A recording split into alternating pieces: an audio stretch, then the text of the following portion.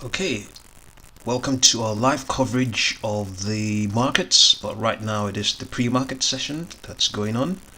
So we will begin with GameStop.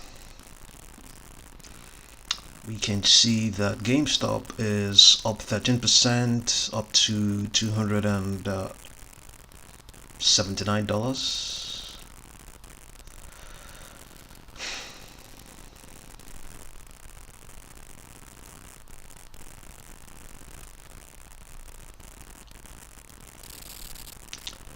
Yes, if you just joined us, thank you very much. So GameStop is up to 12.75% in this pre-market session.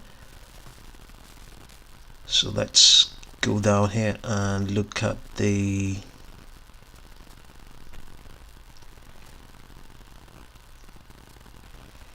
see what's going on here. Is there any news? GameStop shares surge in early deals on KOSS to extend rally. Analysis with $1,400 stimulus check set to hit bank balances. Stocks could benefit.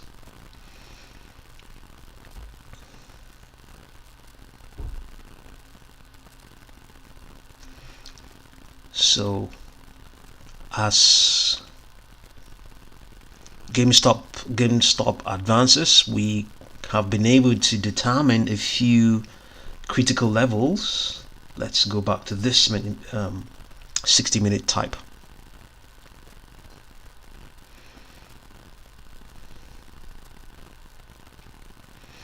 Yes, we have been able to determine a few critical levels. Now, let me show you something.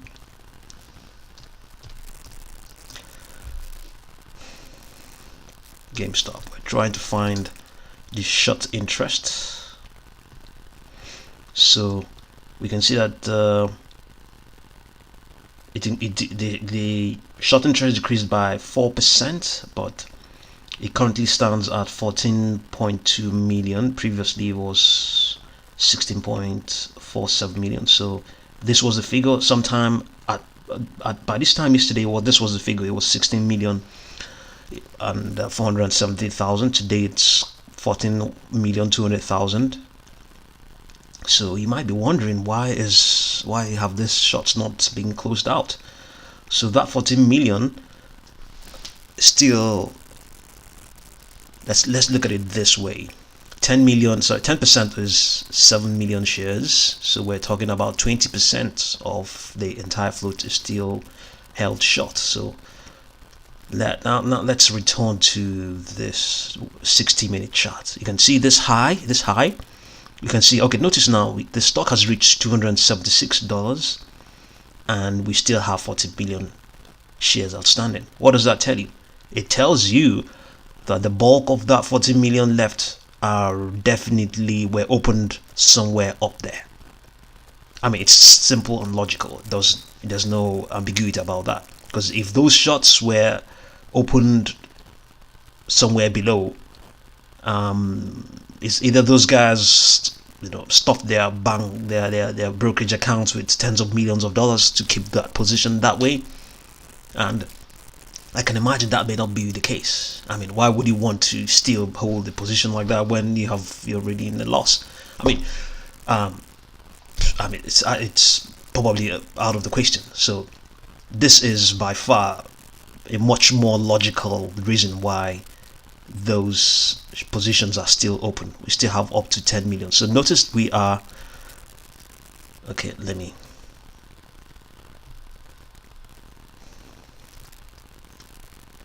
So this is, you can see there, the price is $480. So when GameStop rose from this level, $348, and moved on progressively non-stop till it reached 485, which is probably that was roughly, just before the market closed on that session.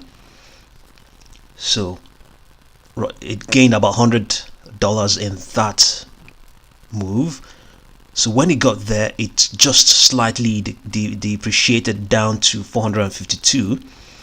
But also notice something else. It dipped again to 400 and 200 and what was that, 265. But in any case, forget about what I'm saying now. Look at this. At this level, you might be saying, yes, there's a good chance some of a good chunk of those short interests were held there, but this decline doesn't pay enough credence to that. So, but look at this one now. Look at this, $400, and then it sharply declined down to 133. So the critical level is definitely at this point, 300, or rather $398. This is one key figure.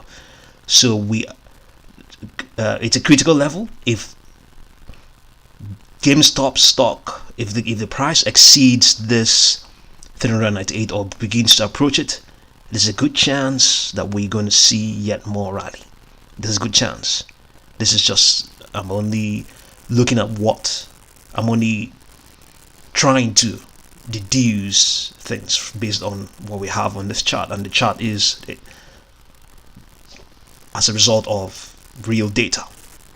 So I'm only trying to deduce. I don't have the absolute facts, but given all that is we have pointed out, the fact that we still have about 14 million shares outstanding, even at this point, it definitely tells you, to some extent, I wouldn't, okay, let me not say definitely, but to a great extent, that this is what is likely happening. So, and the reason why we are pointing this point as one of them is that you can see there's a very sharp decline.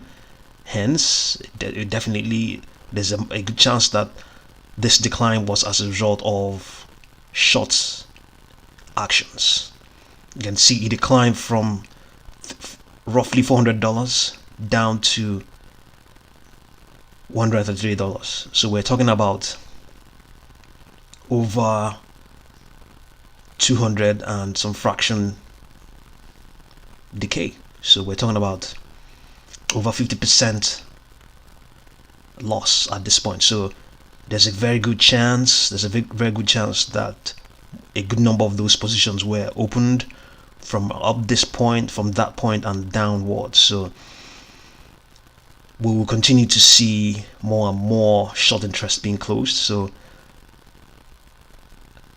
that is a critical level, I believe, this $400, and indeed this 482, but there isn't enough evidence to show that is as much a critical level as this 400 point. So all in all, I believe this is some hard data. So this is, I mean, there's something there, and we can evidently also see that momentum was also depreciating as well when this decline took place. So let's also go back and see whether we can see any other, whether we can see the proof, or rather what is technically behind this current rally, if there are other critical points where short interests may have been initiated that consequently may have been fueling the current rally we're seeing right now. I mean, by that I mean, if it has reached a certain level where short interests were forced to be closed, and as such drove up the price of the stock. So they can also see this. Okay, this occurred in sometime in February. So let's look at something much more recent. So let's see if we can return to the 30 minutes type. Yeah, if you're there, give us a thumbs up.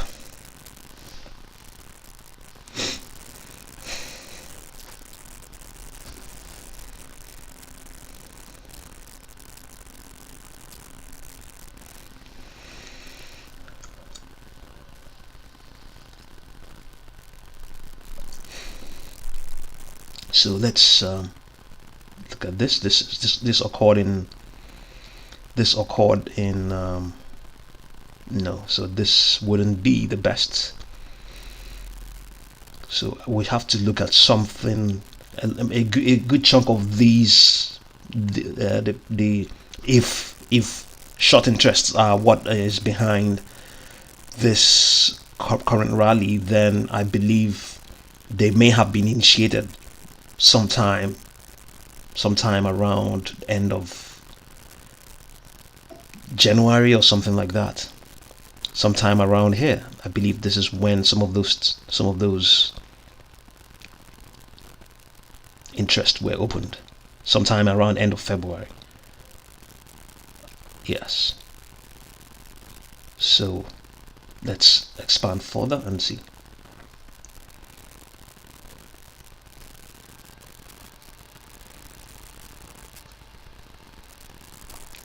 So we can see here that's the 480 level. So, and you can see that sharp decline down to 132. So I believe much of that took place here. I mean, I can't see very much. Okay, well, this may also look like it as well. Okay, let's take 3 points, 4 points, more so this, far less this. Not as much as it is the all-time peak. So I would just say 447, 390, or rather 447, 400, and then 278. So yes, that's the point we are looking at. That is the point we are looking at. That's the critical point. So you have noticed that this has been exceeded. This point has been exceeded at some point today. You can see that it's already printing 278.11. So in recent times, when this stock began to approach this price, short interests may have been forced to close out. Maybe that's why we saw some of the rally we're looking at right now. Even though this covering, it doesn't look as sharp as this pullback. Does not have a sharp slope, doesn't have a big slope like this one, it doesn't have a steep slope like this. There's a good chance that it is probably one of them. It is one of the minor ones. Definitely this is the mother of them all, and this is also the one thereafter. This is far less of it. So I believe this may have contributed. This price point of 278.11, we may have reached this point, and we are seeing, I mean, we were approaching this point in this pre-market session, previously as well. And your broker would not wait for that price target to be reached before they start making calls for you to close your position or probably shore it up. So these are critical levels, I believe. And the thing about this is that a lot more, I mean, because history has the history shows that it declines, it pulls back, and rises again. So even though we're seeing this rally, more and more short interest may also continue to be initiated. So the next critical level we're looking at is this 400 level. There isn't anything on 300 level as such. This is 300. There isn't any. We don't have any evidence that, based on this 60-minute type, there isn't any evidence that it declined. Okay, let's see if we can find something, include that in this 30 minutes. So we don't really seem to have that evidence. Okay, this is sorry, where it's not giving us the exact thing. So based on that 60-minute type, there is evidence that that 278 price level was a critical level where that is a level a lot of short interests may have been initiated. So the next one we are suspecting might be the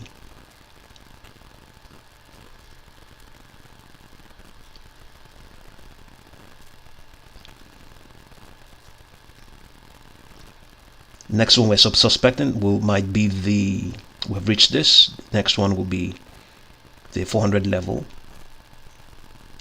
and then the 452 level.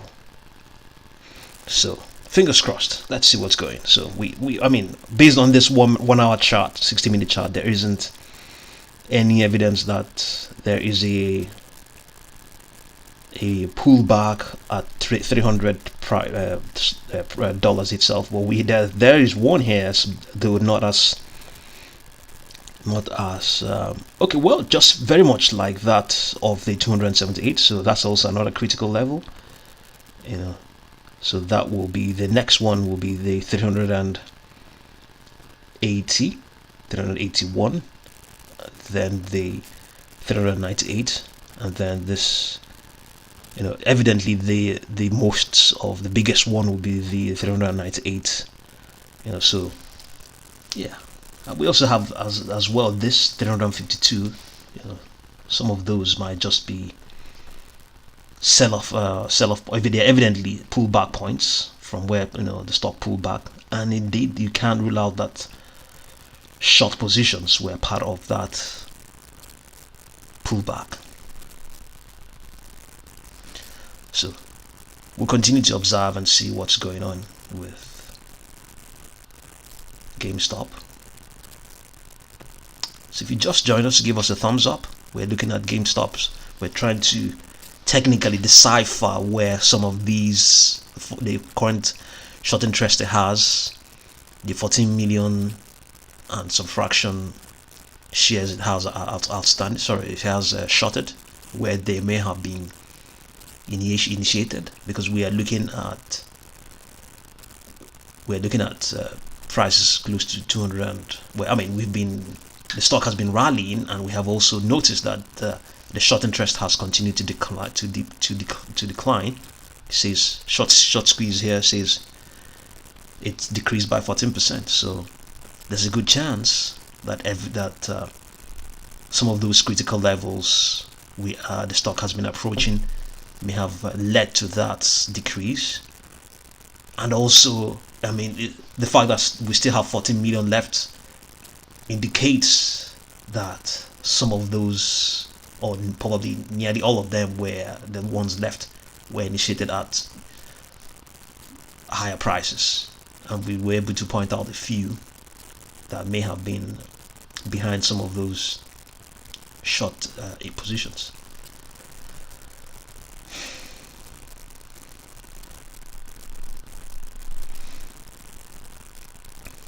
So if you're there, give us a thumbs up so we know you are interacting with us. So let's go ahead and look at AMC.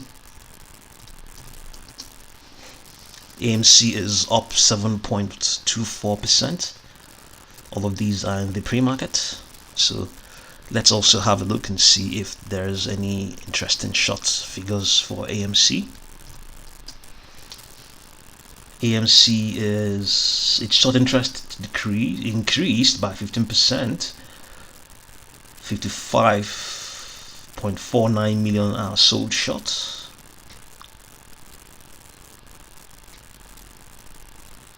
Okay. Sorry, 55.49 million shares are sold short. So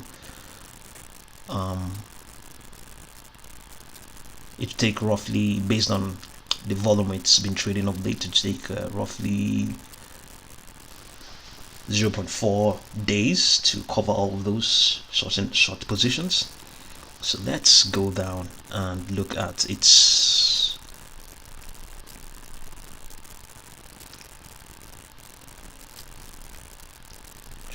float.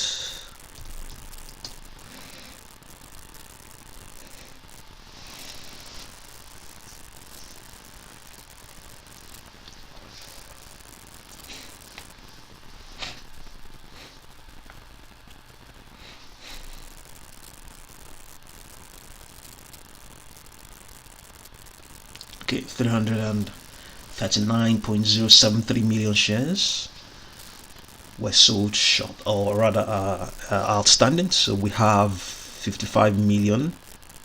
So what does that tell us? We have a short interest that is close to 50%.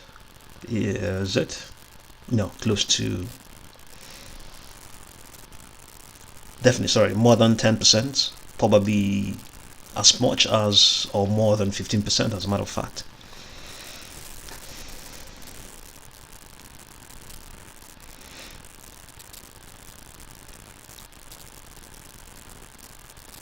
So we have not seen as much rally on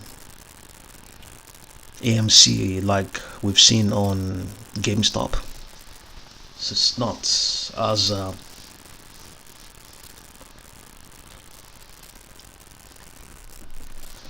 its case is not as suspicious as that of, or rather its case does not seem to warrant as much need to probe any further to find out, because we have that the short interest is increasing as it concerns GameStop, as it concerns AMC. So that's with time we might be able to decipher what's going on in the case of AMC. KOSS is up 41.96%. You can't believe it. KOSS Corporation up 41.96%. We see we plotted retracement and extension levels. It has since exceeded them. So I think we just have to delete those.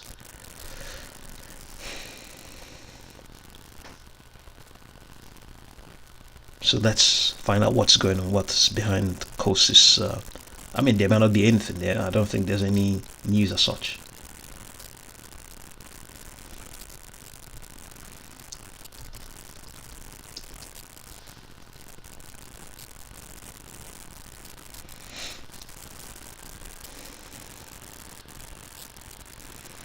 KOSS Corp stock.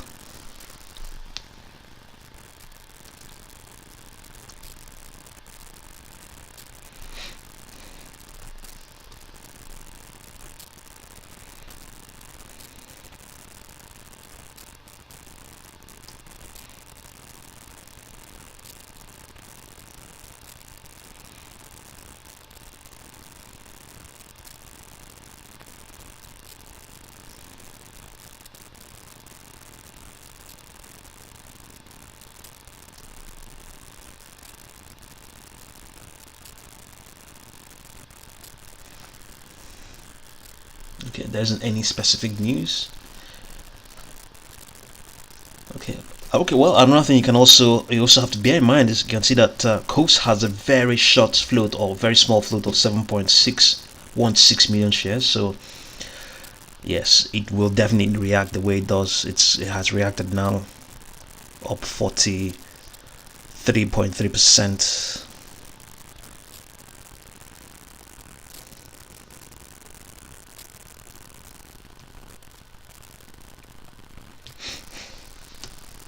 So let's find out what the short interest may have been of late.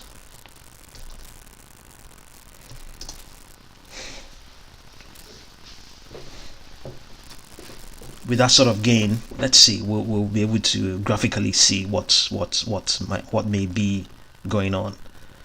So short interest increased by 107%. This is probably of late, or just of late. May not be like yesterday, but of recent. And it says it's 24.64%, and they have their own float as even something less than what we have. We have 7.7 million and some fraction, but they have 2.43 million, and the current stocks sold short is 598,000. So fascinating stuff here.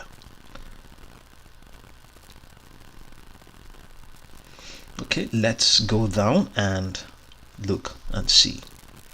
So this short interest, I mean, where could they have been initiated? let's look at the 60-minute type.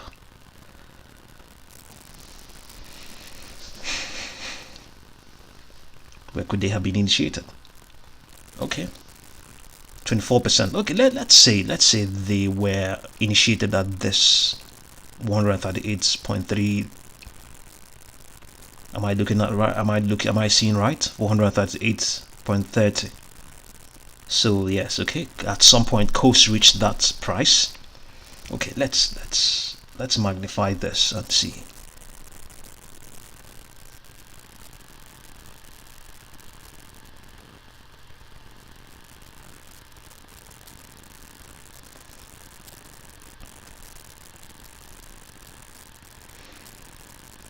So we can see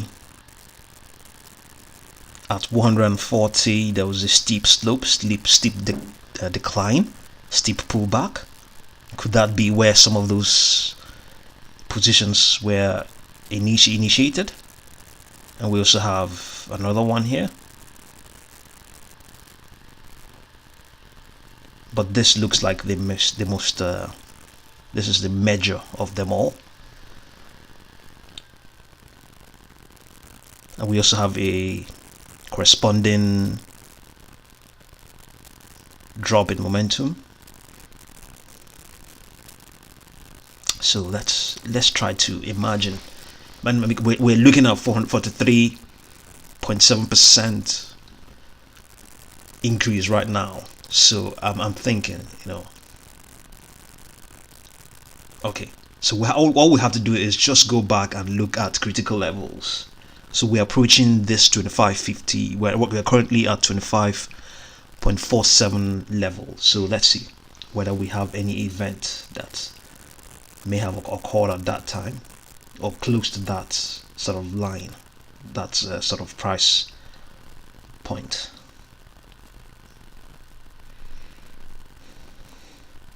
This is the 30-minute type chart. So we have 24.51. This occurred. This is a peak that occurred in February the 5th. And we can also see there's a corresponding spike in momentum over there.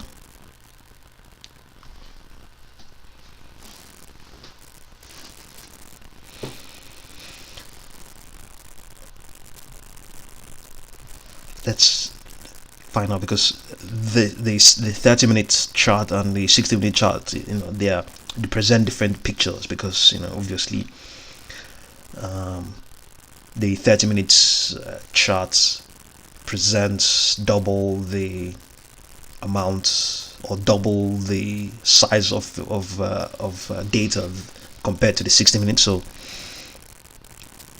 I'm looking at when it had this peak. This was in January, and this, okay, there's another peak as well that occurred in sometime in late February, and we're looking at 34.69. Okay, let's see if we can find anything here. So well, to some extent there's a reason. You can say yes, if it's trading at $25 and some fraction, it is gradually approaching this $35 mark. That there's a good chance that margin calls may have been sent out. But at this price, we don't see any there is a pullback, but it's not a big slope. Okay, at this point at 29.08, there's, well, a longer slope, though not as sharp, though the gradient is not as big as we've seen elsewhere in the case of GameStop. So, well, indeed, it could be at this point, because we're approaching these sort of levels and we are currently seeing a spike. That could be, because you want to believe that some of these pullbacks may have involved short covering, short actions from here and from here and down onto here. So at this point it's approached 1685. Well, there's a good chance, so, but this is much more later. So, but we also have another one, 88.72. These wouldn't be the sort of levels that are causing anybody to panic, anybody in such positions. I think this is by far the sort of positions that will cause a short holder in KOSS to get worried. And we are already at 25.22, and amidst all of this we also have prices at $29. So the fact that we're having a 40% rally is definitely, there's a good chance we are looking at some sort of short squeeze. So even KOSS presents a better case than GameStop did, but we are yet to see by far more convincing evidence of that.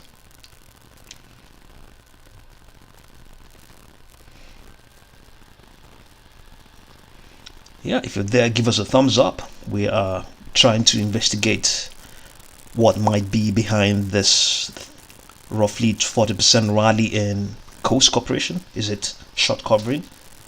We can't rule the short coverings out.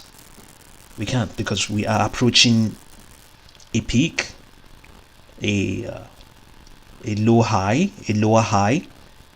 that occurred sometime in February, and when that occurred, we saw there was a pullback, and some of those pullbacks may have involved short coverings. So fingers crossed. Let's see. We'll continue to monitor and watch and see what's going on. So we'll look at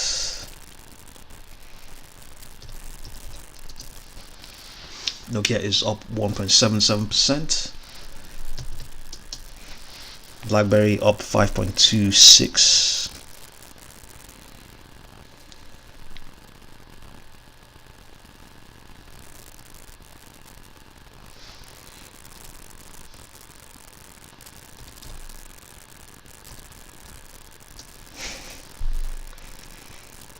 Medicinova is up 66%. At some point it was up about 100%.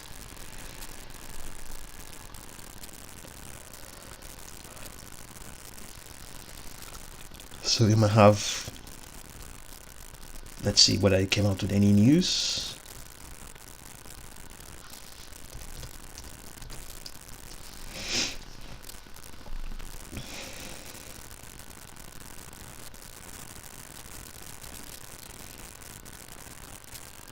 Medicinova Inc.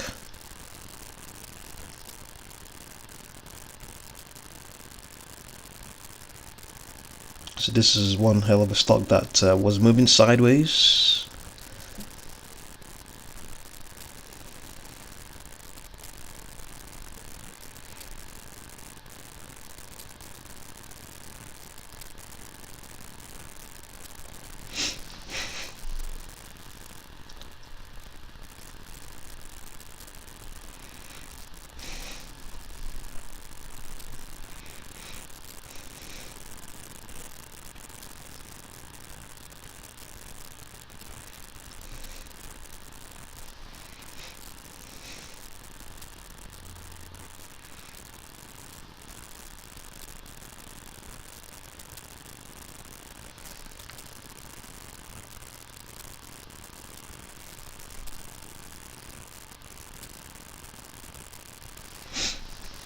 So yes, it was moving sideways, consolidating it's the sort of thing that certain experts might conclude that it's gradually presenting a buying opportunity, because it's moving sideways. There's a good chance that the noise has started to die down. Maybe you have to start to look at the stock and see what's going to happen, whether you're going to go in. So we have some news, I think. Look at these.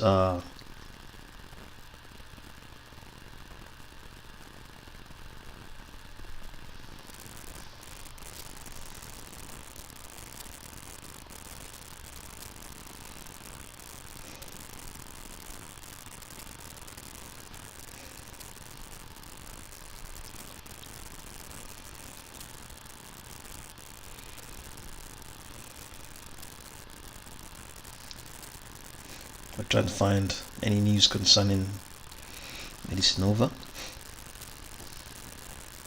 It might be on this list. Yeah, Medicine, it's there.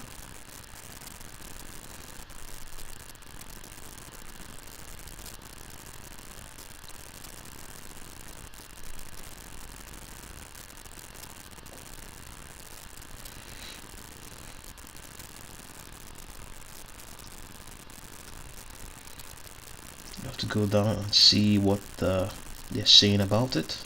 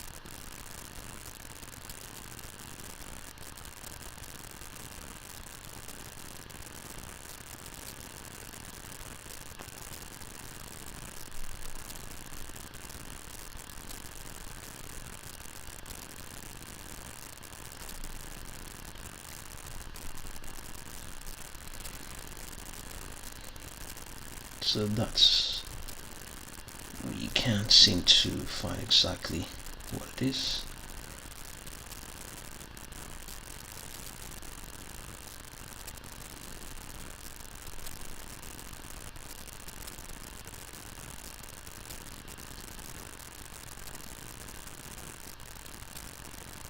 Okay, Maxim Group initiates a buy rating of and $15 price target. Okay, so do we have that yet? Yeah, okay, we're still far from that price target, so there isn't any more news apart from that price target initiation. Yeah, give us a thumbs up if you're there. Okay.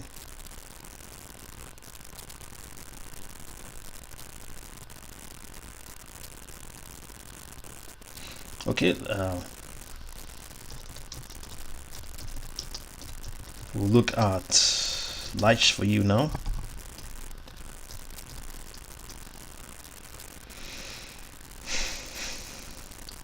So let's begin here.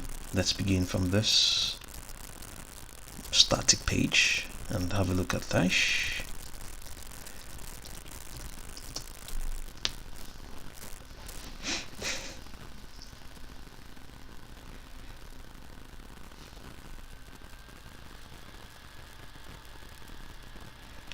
LAIX is definitely an ADR. I believe it's a Chinese company. Tomorrow it's expected to announce its earnings.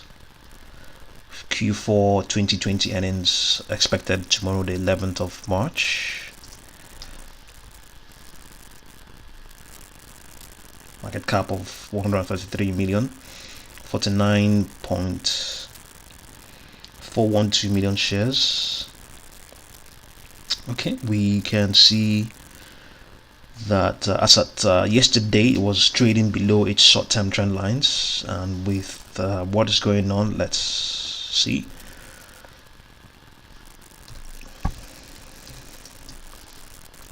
With this 18% increase, so $2.71, let's see where it is on the daily chart. Okay, it is still in between the short term and the two short term trend lines, so that's where it is going by this. Okay, the chart has not changed, so I believe it will be 325, somewhere close to that easily. I think it would have overtaken the short term trend line. So yeah, but before now it was indicating a possible buying opportunity in the very short term, by the virtue of it trading below those short-term trend lines. So let's see what's going on. Do we have any sort of short interests for LAIX? Short interest decreased by 88%. Okay.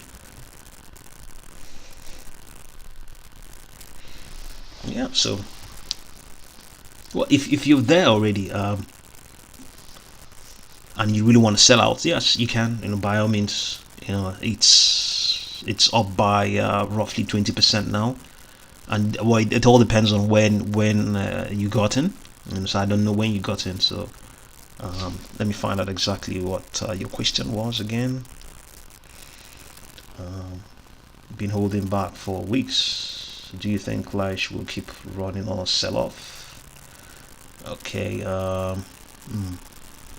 Quite frankly, it's definitely a growth stock. I believe it's in the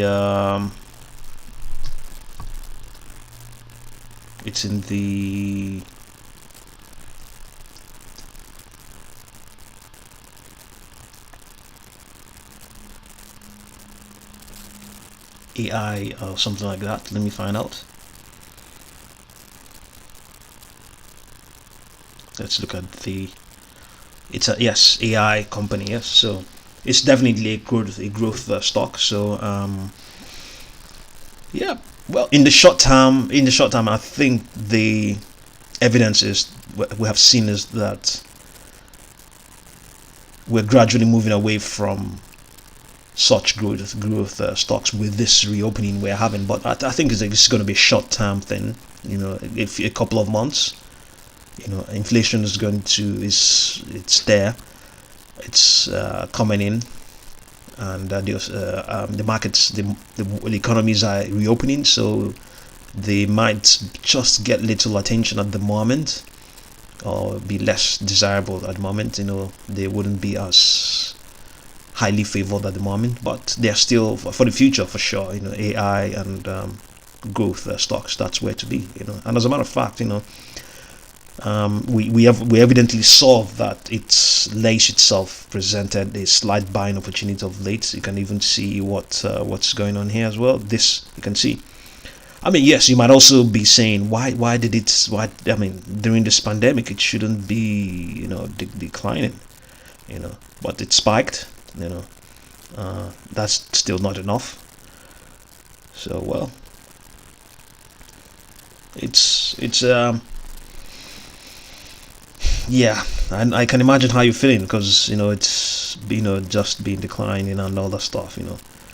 So well, it depends on how you're feeling right now. If you're really feeling that you should cut out and go out, okay. If you could just slice, divide what your position there, and take some out and leave some there, and see how it goes. And that's what I can say, and put it into something else. It's all in all, it hasn't over the last 1 year, it has underperformed. So let's look at this. Let's see what it's saying here. You can see that over the last 1 year it declined by 36.9%. 8%, but in recent months appreciating by 32.37, on in the last 1 month declined by 29.43. Well, yeah, just like I said, it's been hot and cold. You could just take some money out of it and see where else you can go. Yeah.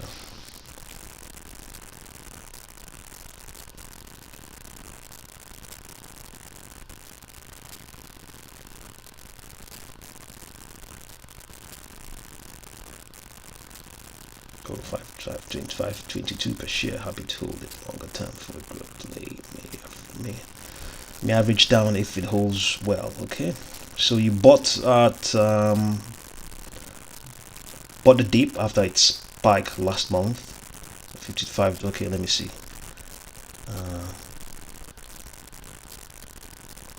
Okay, we don't. Okay, this is a close. This does not reflect that. Okay.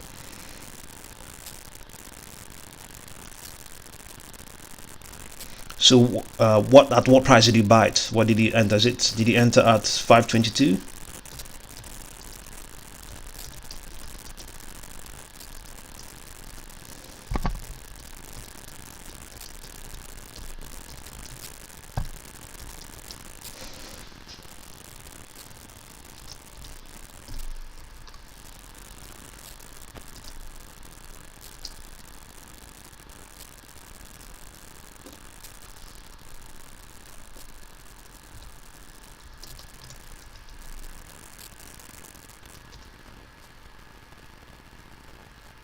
Okay, after it dropped from 11. Okay, let's go back. Yeah, so let's look at that. Let's look at the 30-minute chart. So that's 5.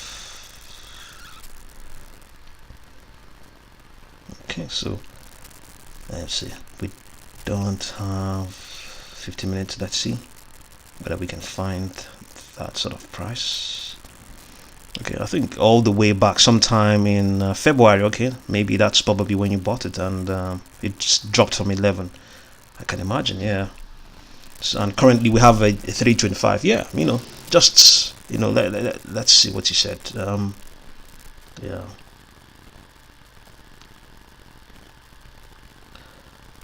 Happy to hold it long term for it. Okay, yes, by all means do so. Yes, by all means do so. And if you're just feeling uncomfortable about what's going on right now, today, as of now, we can see it's up 19.93%. Don't give up completely. The stock, you can see this picture. It doesn't look so wonderful. I mean, this is when some of the other growth stocks were all looking. I mean, facing the other way. I mean, where the pattern was on the slope was on the right hand side. So yes, don't give up. Don't give up. You can if you're not feeling very comfortable, if you feel you want to rebalance things, you could just take some money out and put elsewhere and just leave it for it, like you said, for the growth, for the future. So it's indeed this sort of stocks where people are taking money out. People have. I mean, we can evidently see much of what has happened since the last 1 year was more of declines. It's it's the same stock that probably people should also be looking at to see what's going on. Why has it done that way? And like one of the Rothschilds said, if there's bloodbath out there in the street, and especially if it is your own blood that is out there, that is when you have to buy. It sounds crazy, but since you're already there, I would suggest, if you're not comfortable, just take some out and leave some and see how it goes. And if it declines any further, you can see that of late actually it's pulled back as well. We can even see at this point it was even trading way below its short and intermediate trend lines. You can evidently see that people put their money. You can see since that time, since the 4th of March, you can see where it is now. It's at that point, at that 4th of March, it was at 221. It's currently at 333, 370. What is it saying here? 322. So 322 is somewhere above here. You see, that's where it is now, above all of those trend lines now. So yeah, just watch and see. If you don't want to take money out, you could just see if you can allocate some more money and just watch how it goes.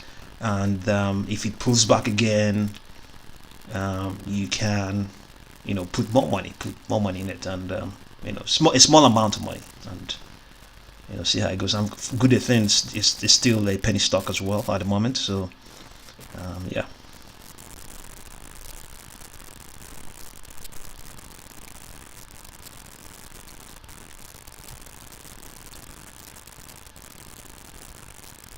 Yeah.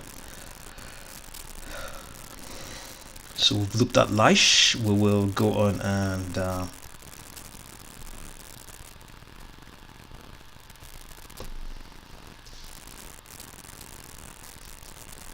look at we're actually looking at MNOV. It got a price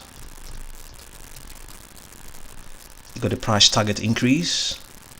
At some point it was higher than, you can see at some point it was at 1341. I believe this might have been the 100% we're talking about here. So yeah.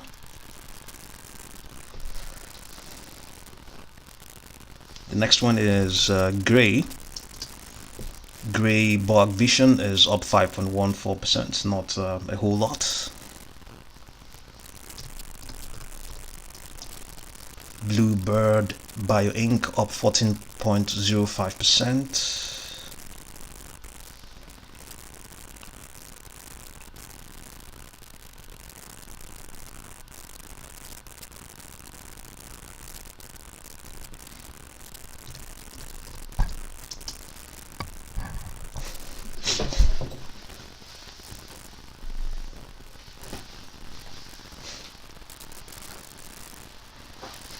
Bluebird Bio Inc.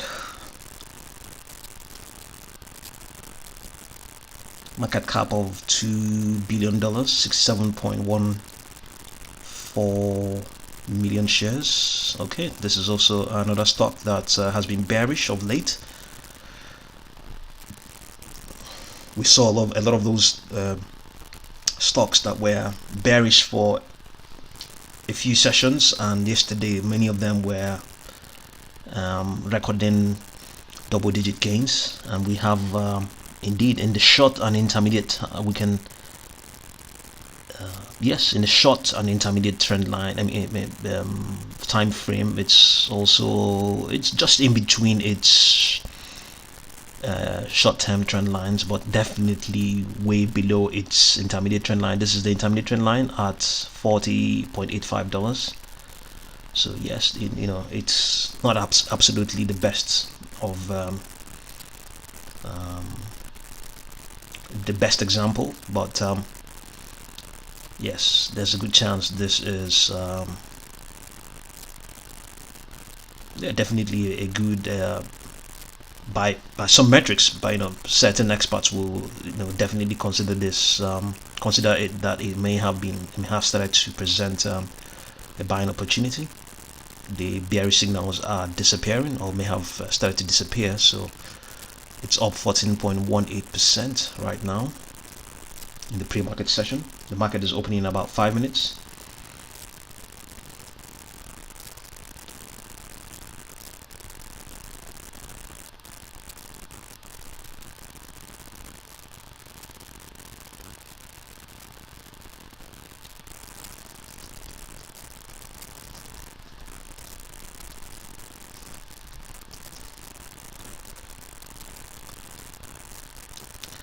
Okay, so is there any news concerning blue?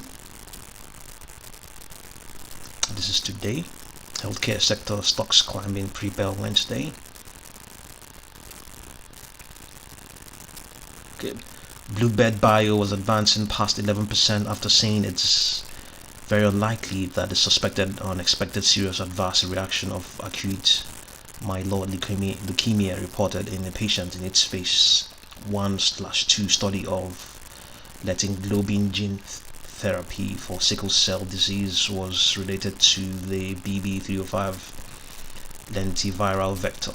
VBI vaccines was more than 8% higher. After saying the company and the Coalition for Epidemic Preparedness Innovation said that they plan to collaborate in developing VBI's enveloped virus-like particle. Okay, so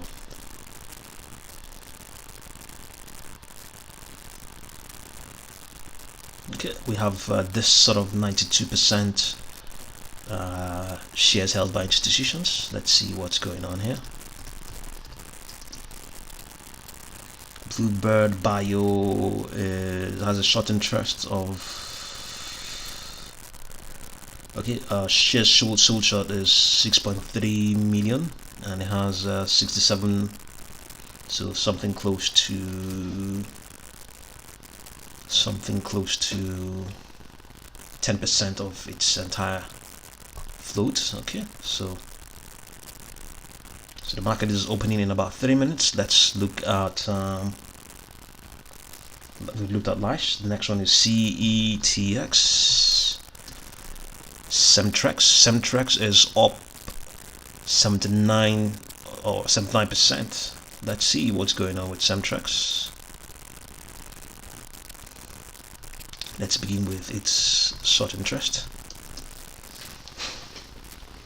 Semtrex is short interest increased by 200%. The current figure is 41,400.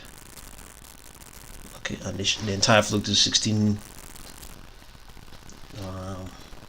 million 220,000. So where does 41,000 come in there?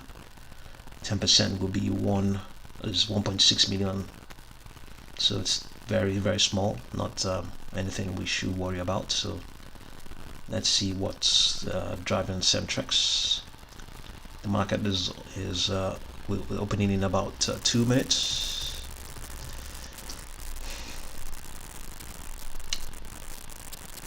Yeah, give us a thumbs up if you're there, so we know you are interacting. We are there.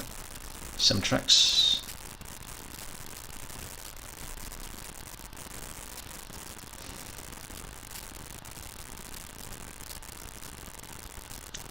Q1 2021 earnings expected 11th of March 2021.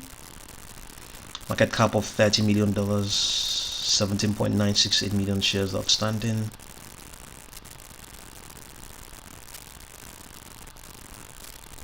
Okay, we have some news here. US research roundup, Acadia Pharmaceuticals, ELF Beauty, Spotify Technology. Let's see.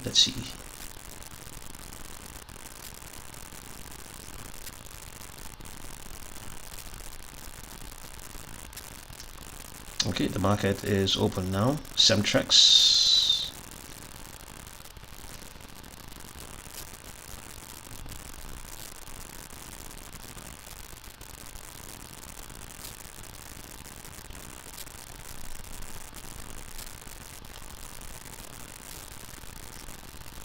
This is Alliance Global Partners cut target price to $2.75 from $3.50, and it's rising. Okay, there might be some other thing behind that. So we have entered the live session now. Let's uncheck this. So we have Semtrex is now up 108%. There must be something behind this we have not been able to find out. So you can see how it's spiking. So let's begin with GameStop, see what's going on. It's okay, I lost some steam, down a few percentage, currently standing at $260.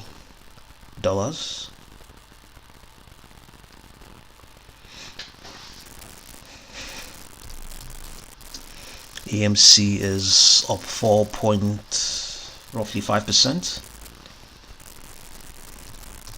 KOSS was up by 40% earlier on. Let's see.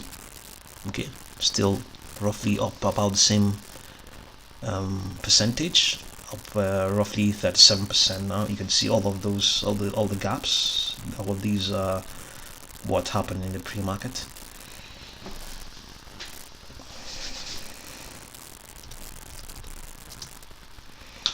Nokia up 1.8%. BlackBerry up 4.38%.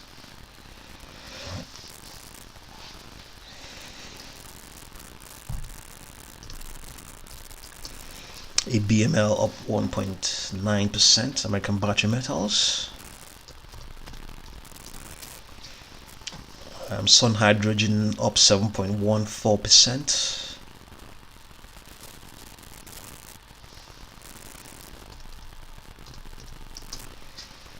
Toscan down 0.63%. Sunworks up 11.14%.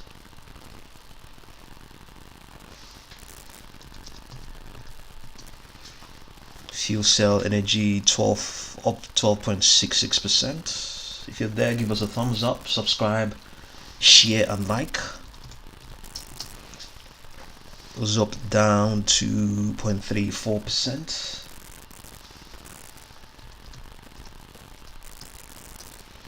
ASTI is up 1.11%.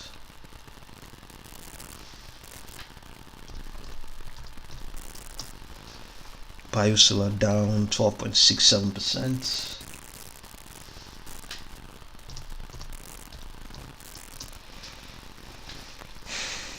Vertex is up 1.54%.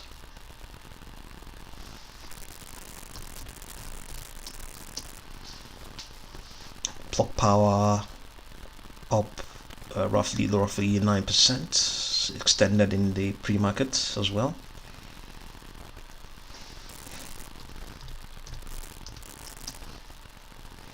Givo up 6.18%. CWSFF is also up the same amount.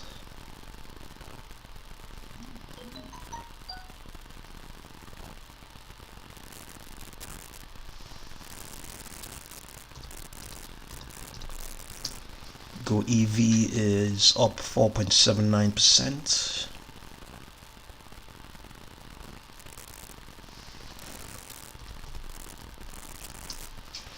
Fusion Fuel Green up 7.49%.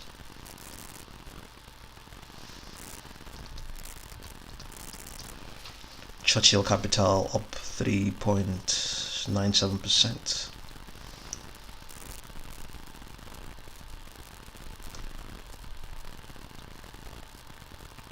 Yeah, if you're there, give us a thumbs up. Let's get going, folks.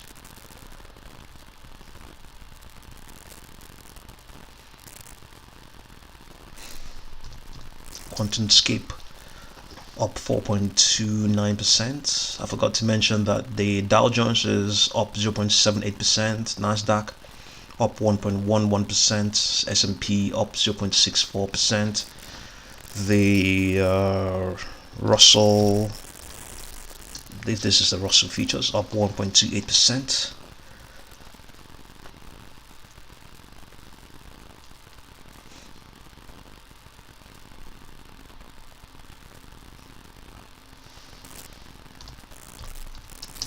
Romeo Power up 3%.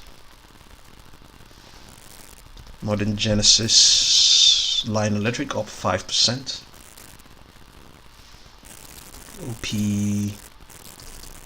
OPTT. Ocean Power is up 3.67%.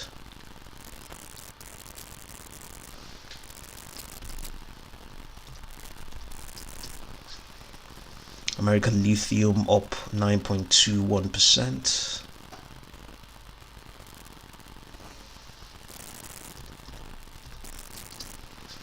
Teradata up 2.65%.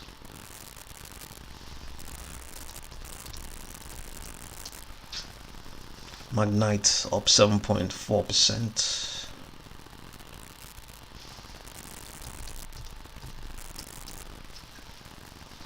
Medman Enterprises is up 5%.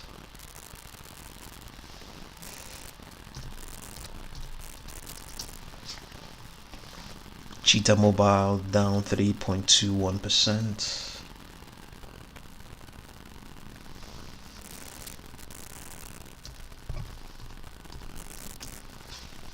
Blue Square is unchanged. LAIX, which covered it a few minutes ago, up 11.99%.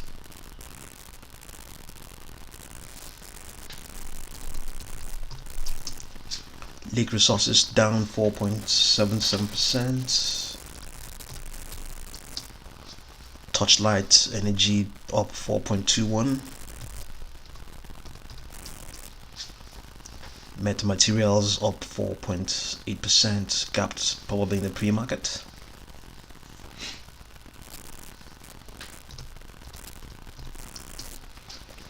Vision Hydrogen is unchanged.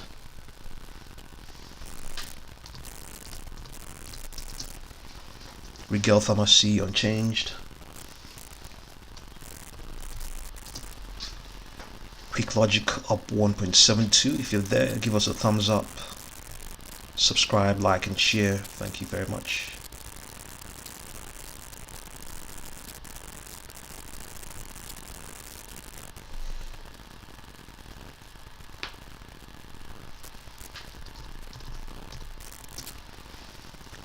Global Battery Metals down 1.43%. Westport up 7.13%.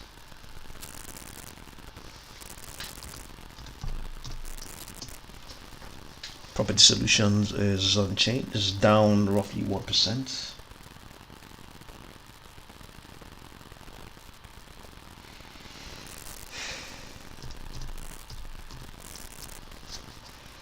Vasinex is up 3.28%.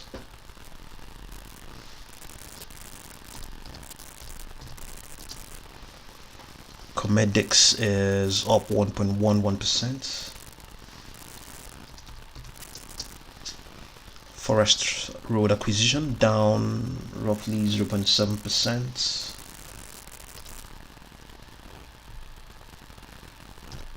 UAVS is up 11.77%.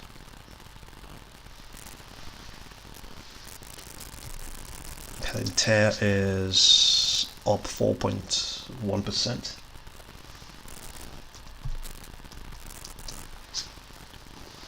And KOSS is up 2%. Yeah, if you're there, give us a thumbs up, subscribe, like and share. BFARF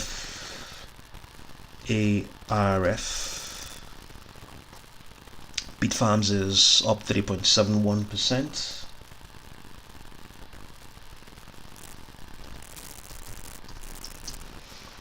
Riot blockchain is up 10%. Jinko Solar is down 0.47%.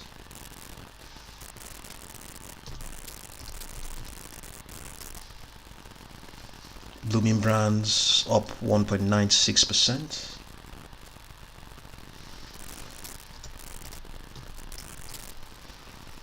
Six Flags Entertainment up 1%.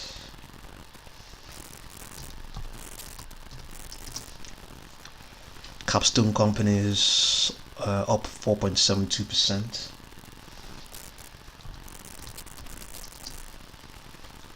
Alpine 4 Holdings Inc. is down 4.31%. Cerbane Biotech is down 2.54%.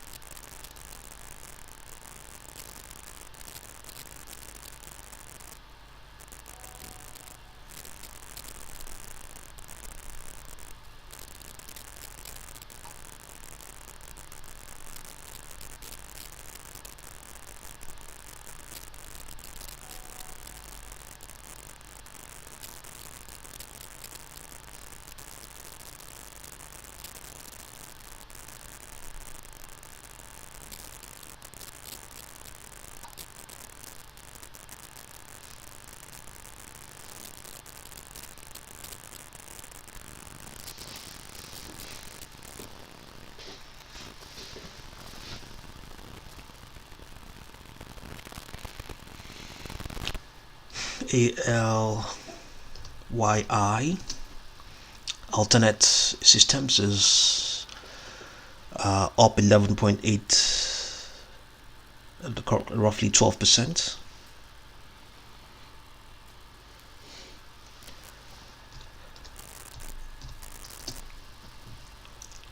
Saddle Ranch Media down 10.53%. HCMC up 5.88%.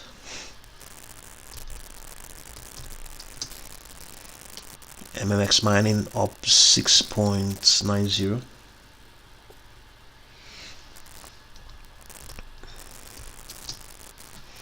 Altair International Corp up 5%.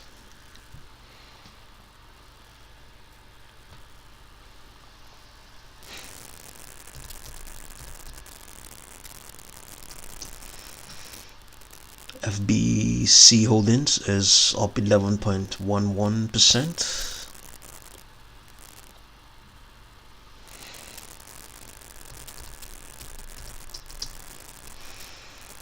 Grillet Inc. up 4.76%.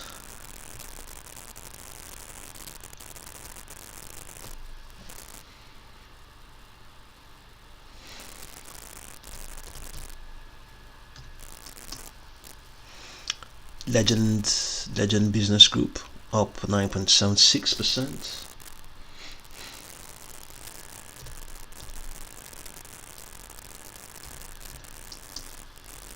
Winning Brands down 21%.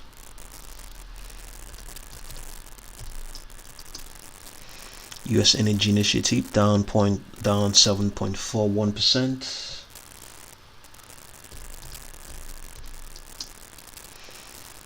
Beat Frontier Capital Holdings is up 8.7%.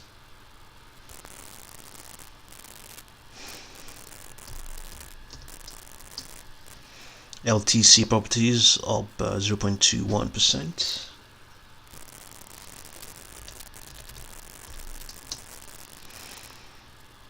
ISW Holdings up 2.15%.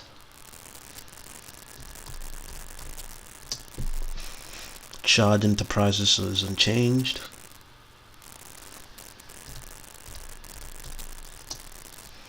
Solar Integrated Roofing up 16, up roughly 15%.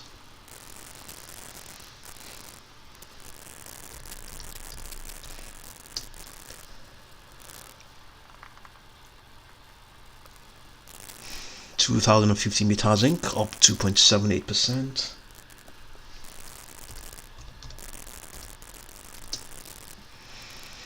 Ixtel is down 0.77%.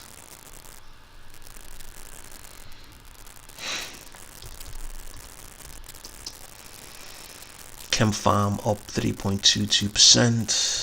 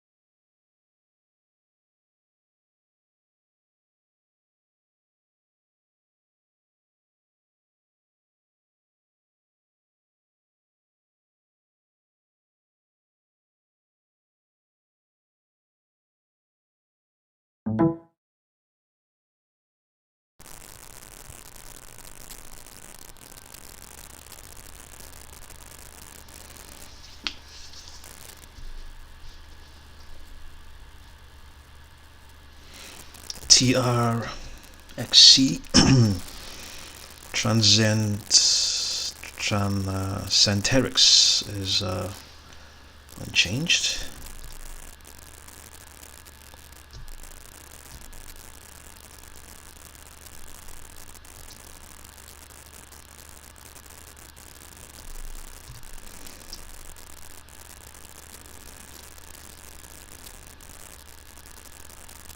Transcenterix Inc. is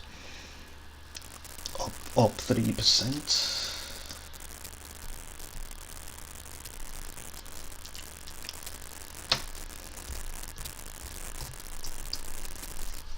Ovid Therapeutics is up 4.91%.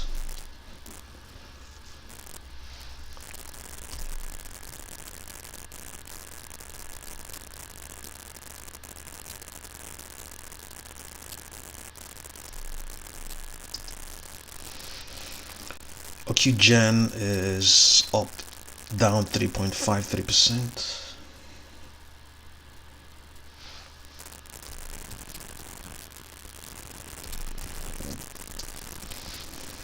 Holdings up 3.92%.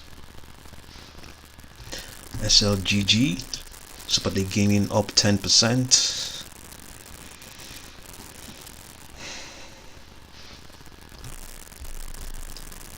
SKT Tanja Factory Outlet is up 1.62%.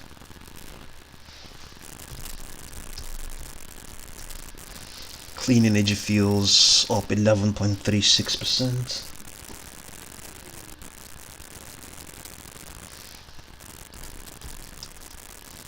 Kruger is down 0.54%. Burlington Stores down up 0.45%. Toruco up 0.68%. Sienna Cup up 0.93%. DraftKings up 7.7%. Moxian China up 5.2%.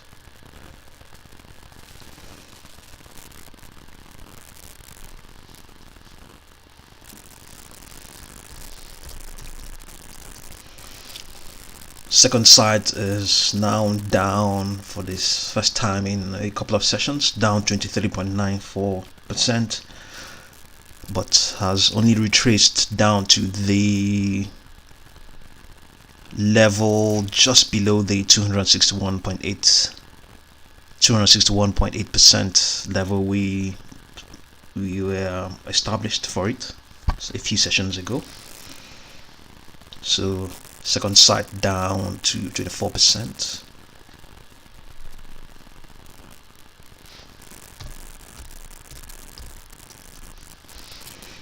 Sci-Fi Technology up 4.74%. Still trading above our baseline we set for it. The baseline was $3.70.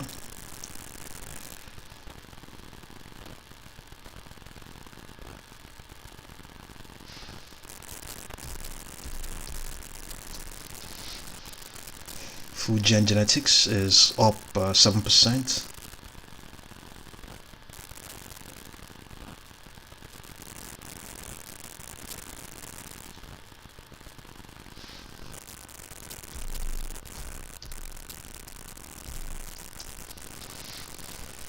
Homani Gen Inc. is up 3.29%.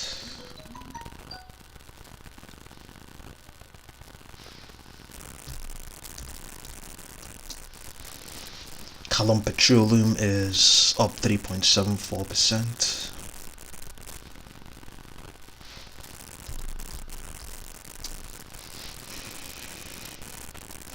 Marathon is unchanged.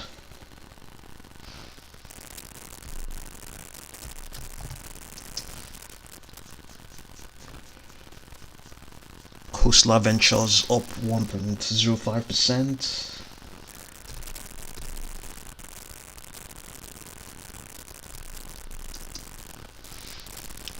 Waiter Holdings is up 1%.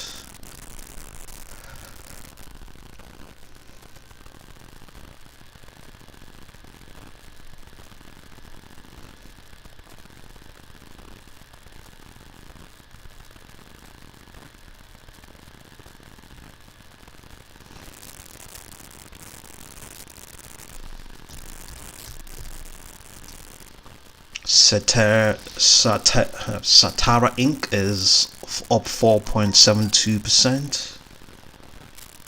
Kaijin is the next. Kaijin is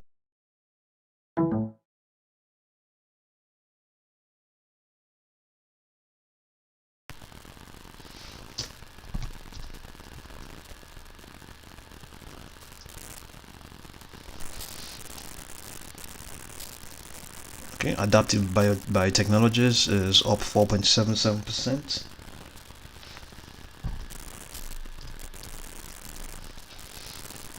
Anciano Therapeutics down 5.34%.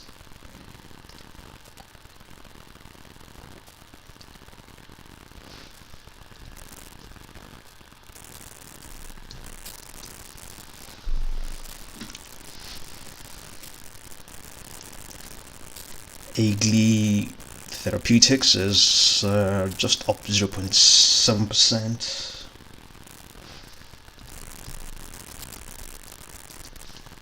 Adaptive Technologies up 4.91%. I believe we have looked at that. MBA New Beginnings Acquisitions down 0.49%.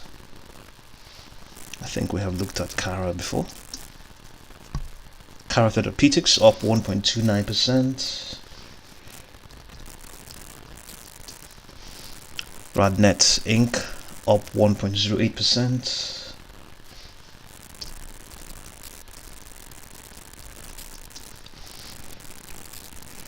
Neo is up 8.22%. PRPL. Popple Innovation is up 2.26%.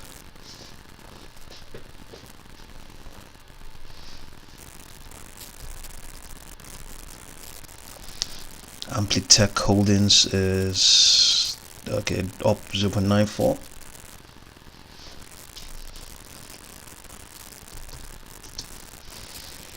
First Energy is up 1.39%.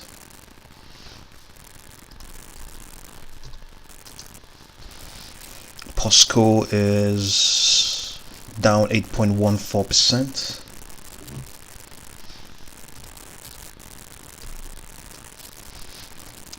Zendesk is up 1.74%.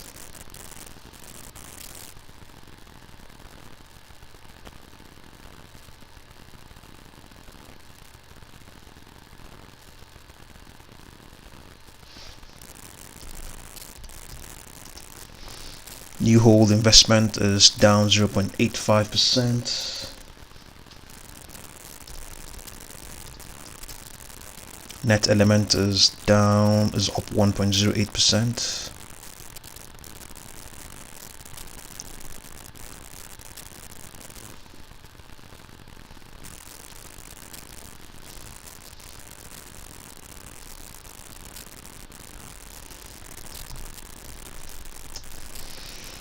Triteras is up 2%. Surface Oncology up 3.02%. AYTU Bioscience is unchanged.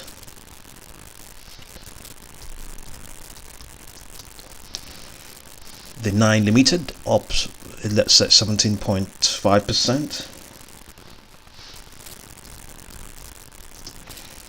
Shift Technologies up 6%.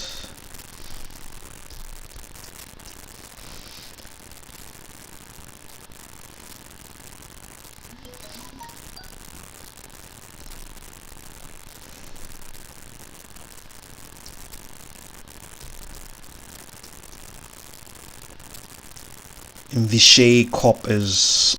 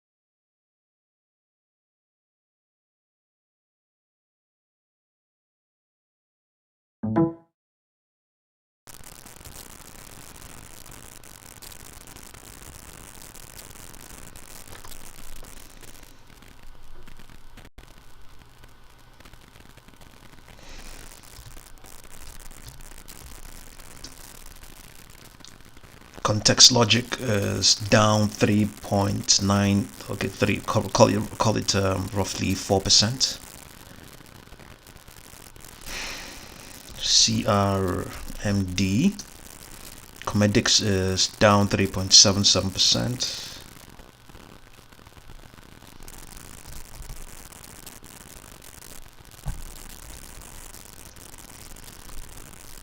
DADA-Nexus is down 3.43%.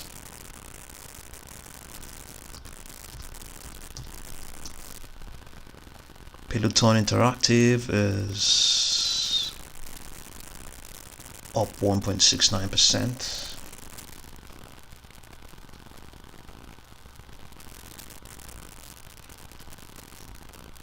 So we will go and start again with GameStop is up 16.43%, regaining some of the lost ground.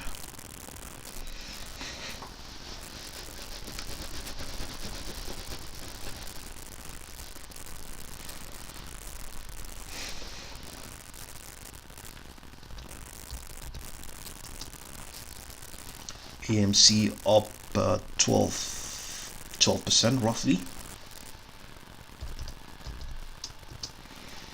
KOSS is up 45.36%.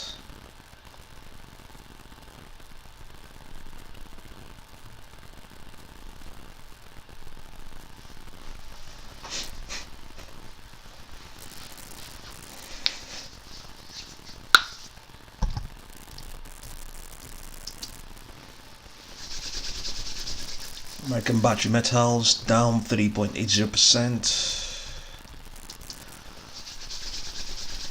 Sun Hydrogen up 6.43%. ASTI. Okay, American Ascent Solar is up 20.27%. There was some material news concerning ASTI.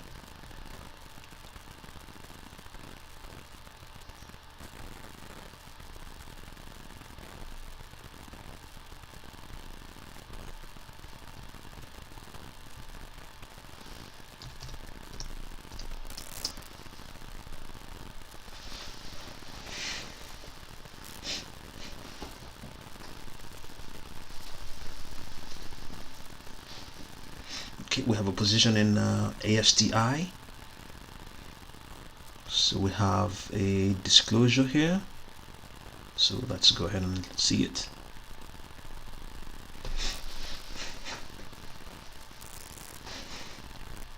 So this is a Form 8K disclosure. So private placement offering of common stock on March 4th, 2021. Ascent Solar Technologies Inc., a Delaware corporation, entered into a securities purchase agreement with Baybridge Capital Fund LP, a private investor, for the private placement of 75 million shares of the company's common stock at a fixed price of $0.04 per share. On March 9th, 2021, the company sold the 75 million common shares to BBCF in exchange for $3 million of gross proceeds. So okay, yes, in the common stock SPA, the company has agreed to make commercially available best efforts to register such 75 million common shares on a resale registration statement. The company expects that such resale registration statement will be filed by the company shortly after the filing of the company's annual report on Form 10K for the end of the year, December 31, 2020. Settlement of outstanding secured convertible promissory note, as previously disclosed on the 9th of September 2021. The company entered into a securities exchange agreement with Global HYSR Limited, a British Virgin Islands corporation. Pursuant to the terms of such exchange agreement, GI agreed to surrender and exchange all of its existing outstanding promissory notes with an aggregate principal balance of $6.374 million, including accrued interest. In exchange, the company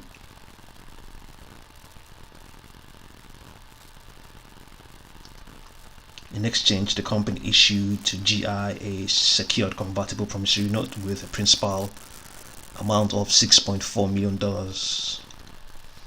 a GI senior note, the GI secured note.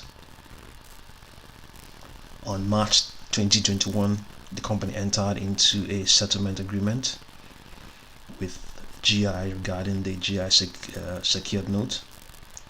Pursuant to the terms of the GI settlement agreement, GI agreed to surrender and cancel the GI secured notes current principal balance of 55.8 million in exchange for 168 million shares of the company's common stock. In connection with the GI settlement agreement, the lien and security agreement on suitability all of the company's assets securing the GI secured notes was terminated and cancelled. So this is quite a long disclosure.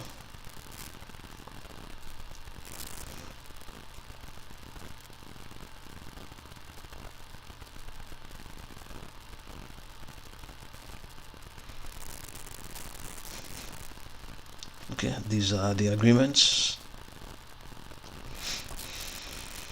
Okay, you've been updated on Ascent Solar.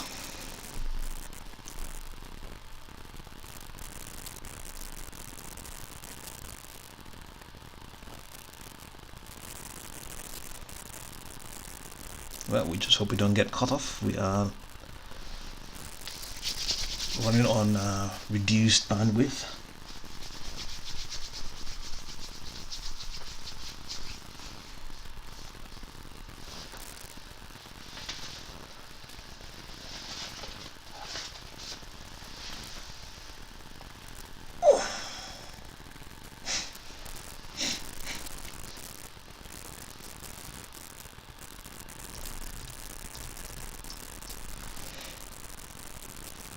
Biosolar down 4%.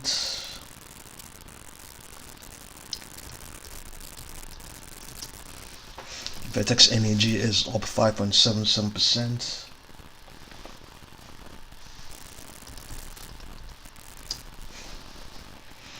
Plug Power up 4.49%.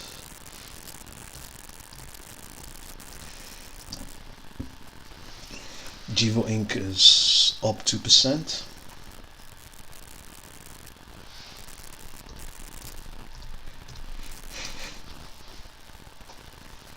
Kano Inc. up 8%.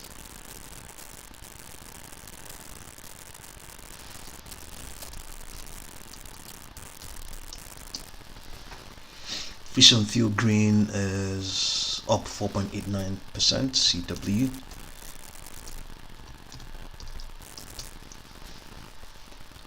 Yolo Waste Solutions is up 14%.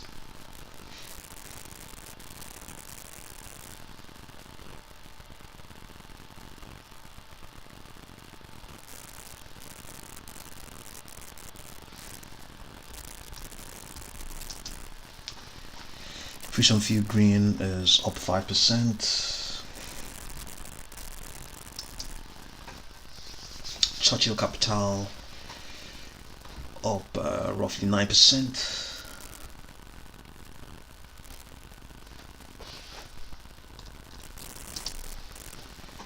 QuantumScape up 3.42%.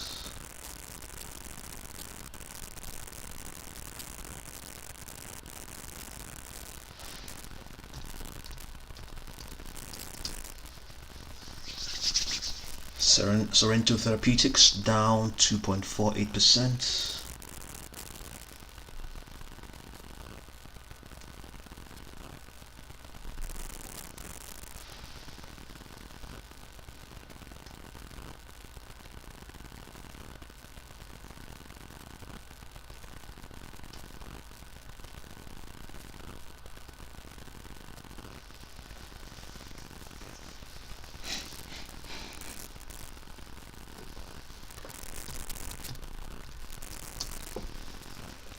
Renewable Energy Solutions is up 0.2%. LSV LT unchanged.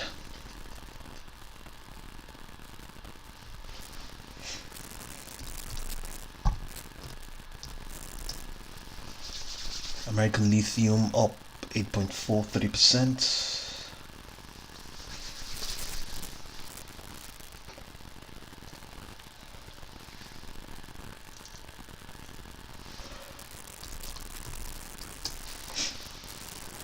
Ocean Powertex up 3.39%.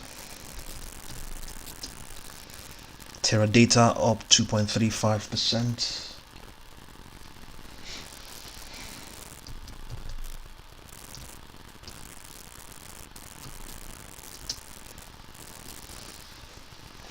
LAIX Resources is down 2.56%.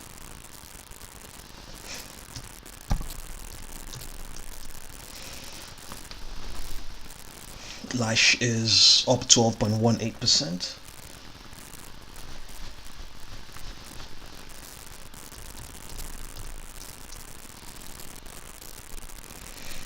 Torchlight is up 5.7%.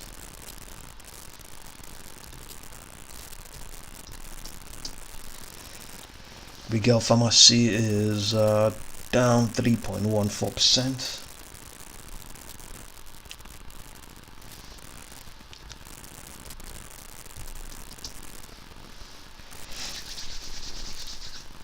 Quick Logic is down 1.68%.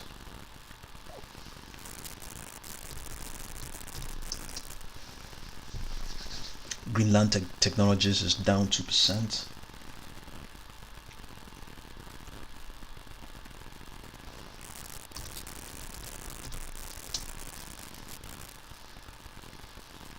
Property Solutions Acquisition is down 2.05%.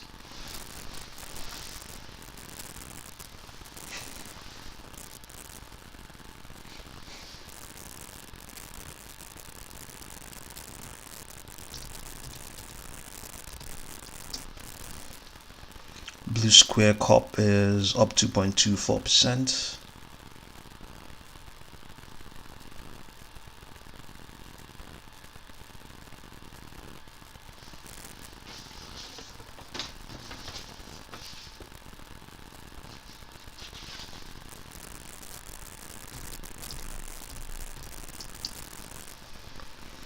X Fuels is up 26.87%.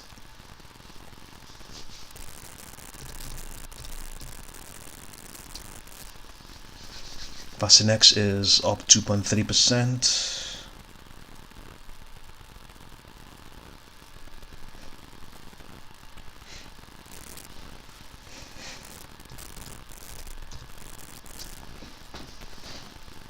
Comedix Inc. is up to 5.88%. Forest Road Acquisition up 1.55%. Sorry, down 1.55%.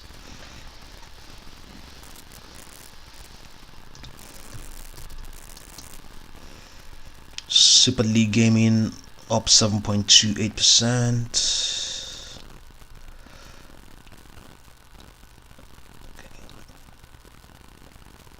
Give us a thumbs up. We have one thumbs up. Somebody there, give us one. Let's double it up. Go on. Let's get going, folks. Give us one thumbs up. Let's know we have two.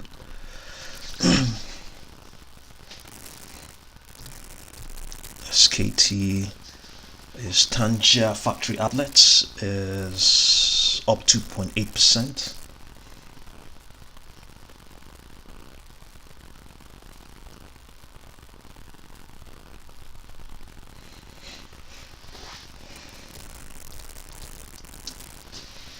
GameStop up 18% now, approaching the $200 mark. And let's see. Earlier on we pointed out that okay, let's see what the short interest of GameStop is.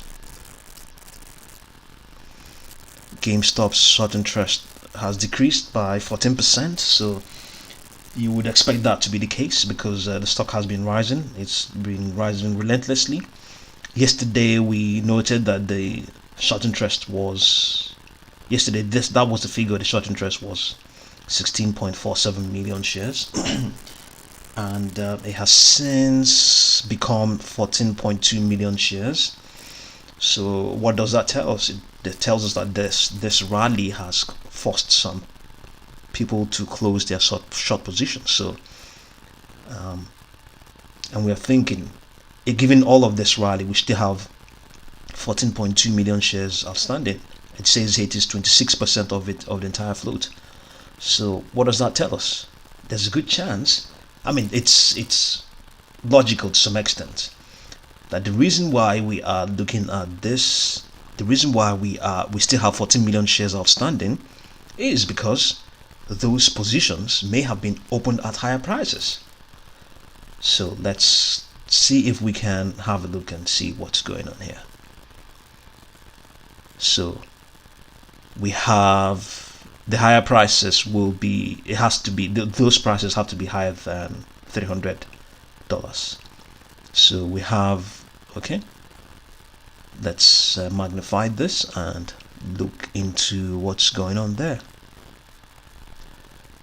So we are currently at roughly $300. So we pointed out that this may have been a point where some short positions may have been opened, and we can see that by the time when we pointed that out, this GameStop was at $278. So as it's probably approaching this $300 price mark, or rather this $329 price mark, a lot of short positions may have been called. A lot of short holders may have been told to shut up or close their positions, or may have been forced, or because if you don't act, your broker will act and push your account into whether it's debit or not. So as we are approaching that, some of those people with those positions may be forced to close their positions. So you can see, and since we have that, when we have this decline, there's a good chance that these folks not only started to initiate their positions at that price exactly, some of them may have even started. You can see we have all the way down here, all of these all of along this line, all of people, people may have initiated positions, and we have already passed such levels, so that's one critical level, 329. So as we're approaching it, we are seeing an increase. You can see now we're at 21%. So the next critical level will be, it's not far away, 348, 350. So this is 329, 330. That's the critical level now. You can see the figure, it's increasing. Short GameStop is adding more. You can see we have another critical level, 352. And I think the chief amongst those critical levels is that 393.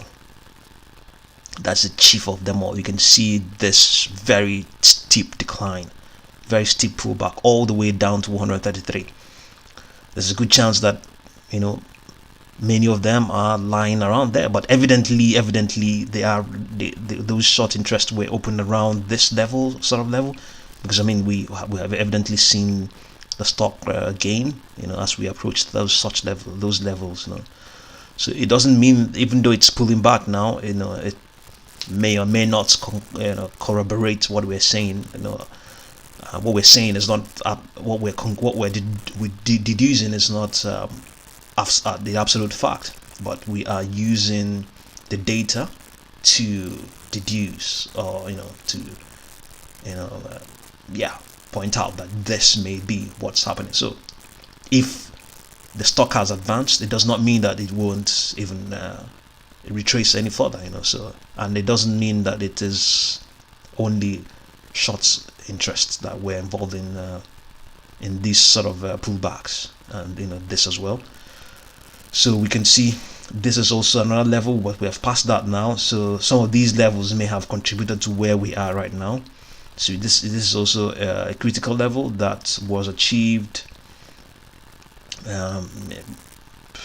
it's probably in the previous trading session. So as the stock advanced towards this level, if short positions were opened at such levels, evidently they would definitely be forced to close them. So interesting enough, this is what's going on with GameStop. That's the sort of thing that happens when stocks rise and there are skeptics involved. There are definitely reasons to be skeptical about GameStop. GameStop is, before now and up till now, even though it's trying to get things done, it wasn't as digital enough. It didn't have sufficient digital provisions for its services. So certain hedge funds and indeed short sellers, well-known short sellers, research outfits, open short positions on them. But I believe the Citron folks, the folks at Citron Research, I believe that's what they're called. They have since become a lot more humble, than as against the sort of reactions we got from other organizations, especially hedge funds. They're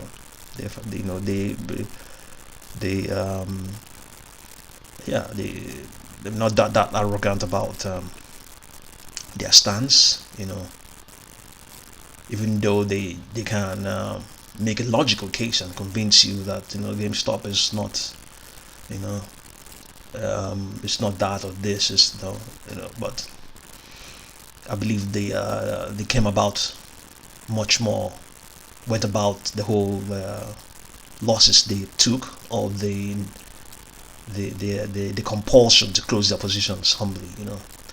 So that is, morality in this case is not relevant. So, but I was only trying to point out that as we approach critical levels, we might continue to see GameStop add more value.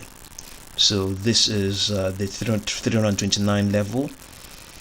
The fact that we're just $290, that's about roughly $42 away from it. Okay, it's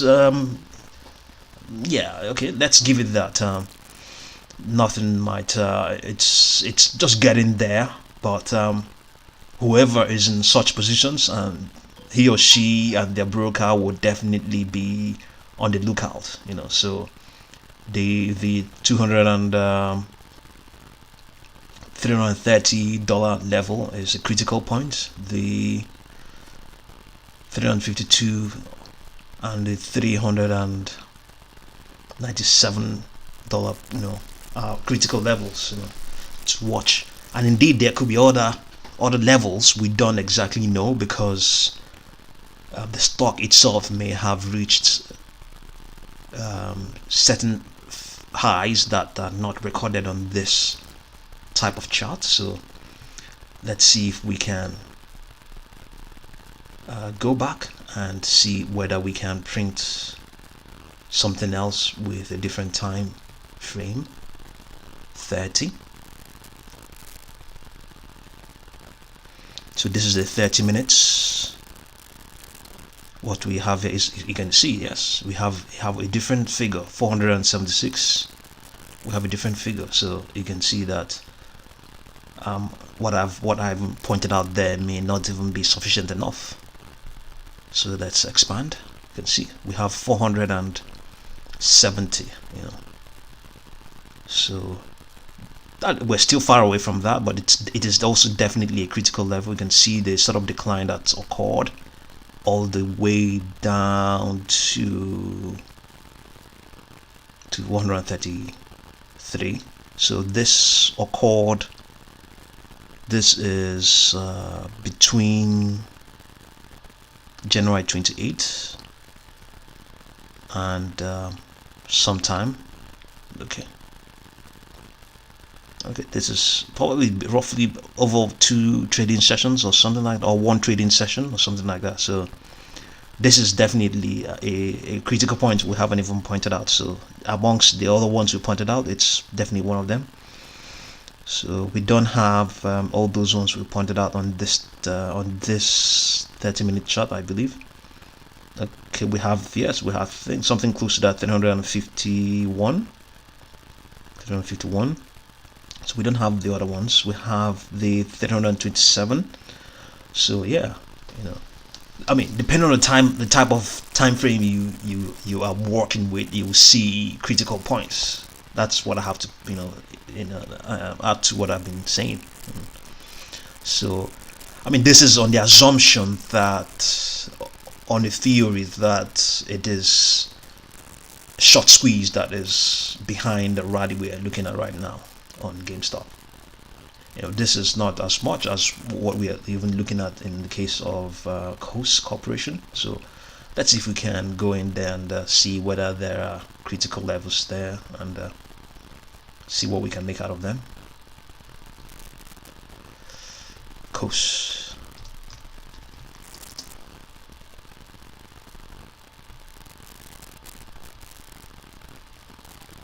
Yeah, if you're there, give us a thumbs up, so we can double our count and get going.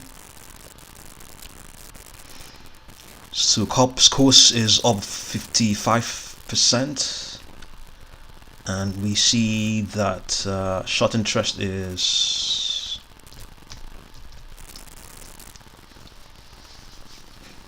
short interest is 24.64%.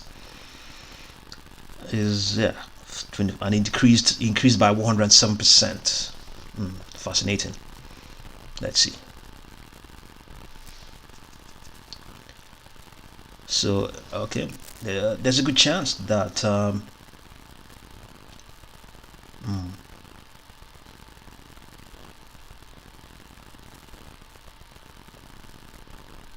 okay, let's see. Let's look at something else. We're looking at a 1-minute chart, so it doesn't tell us everything. So let's look at the 60-minute chart. We have this in February. We have this price point of, this price of 93 points at $3. So what are we trying to find out now? Where we had, I mean, we're looking at an increase in short interest. Where at some point at one point were they initiated? Could it be here? 29, or were they there? You know. Okay, since we have that sort of figure, you know, we can't exactly say what it was. But okay, let's see what they were saying. What was the previous figure? The previous figure was 289,000, and currently has increased, okay, by 100%. So we don't have any dates as to when that happened, so we're, you know, somewhat groping in the dark here. So well, let's expand this and have a look. You know, let's expand this. So this, you know, doesn't look like it's definitely a pullback, but not the sort of shots, the sort of sharp declines that may be associated with short interests. So this is even more like it. I think this is a bit more like it. 34.96 based on this 60-minute chart. So let's go back and return to the 15 minutes and see whether we can see a different thing altogether.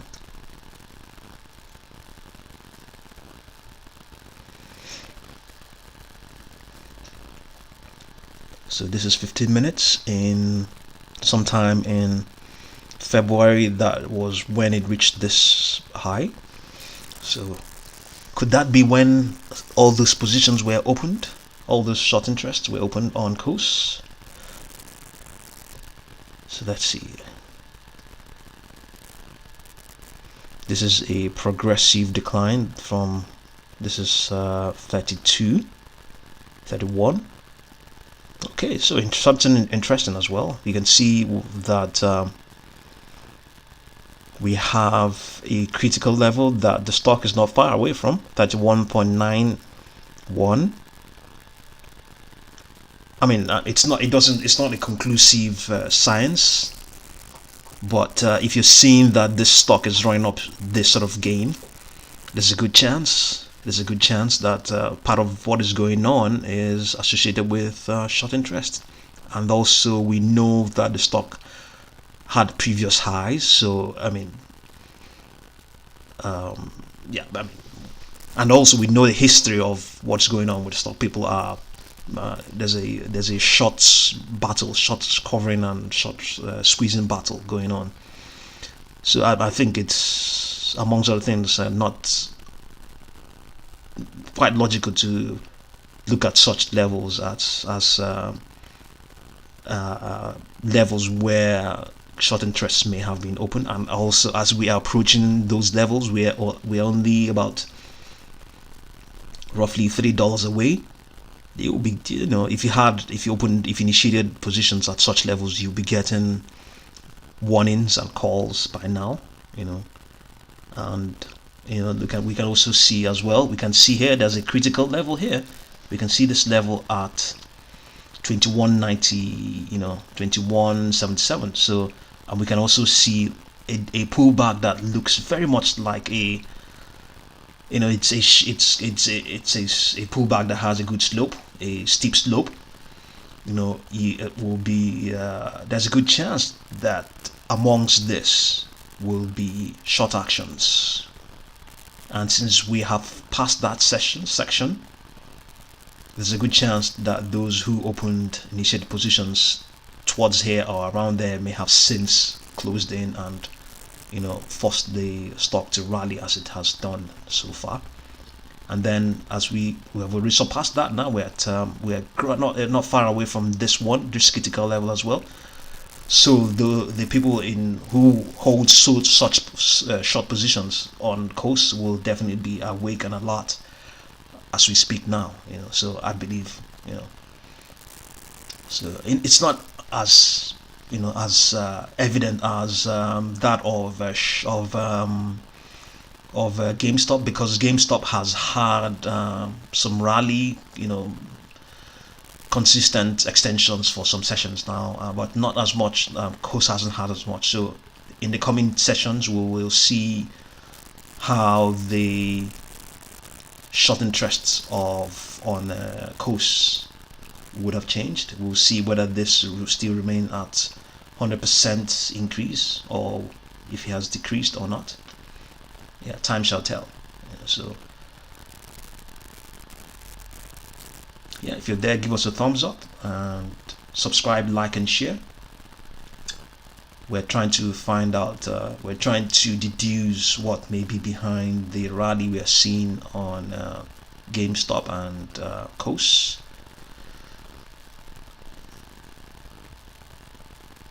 KOSS Corporation.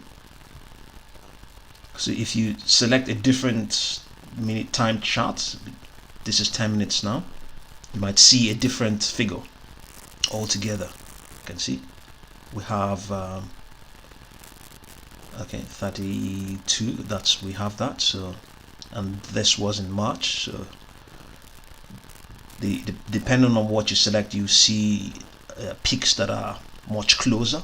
If you select 60 minutes, you see peaks that are much further away. So I mean, it won't be out of place to say that short positions that were opened at such levels may be, may have, or maybe contributing to what we are seeing now on KOSS.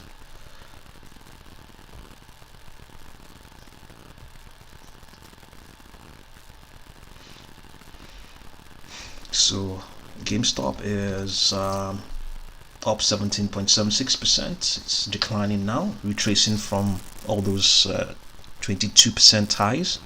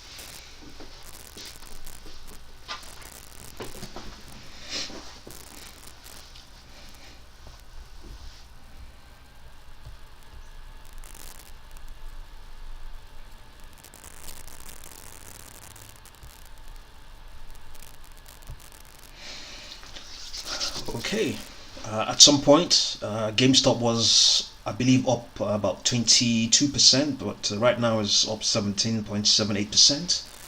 So let's see AMC. AMC is up 8% now, so let's go ahead and see other things that are going on in the market.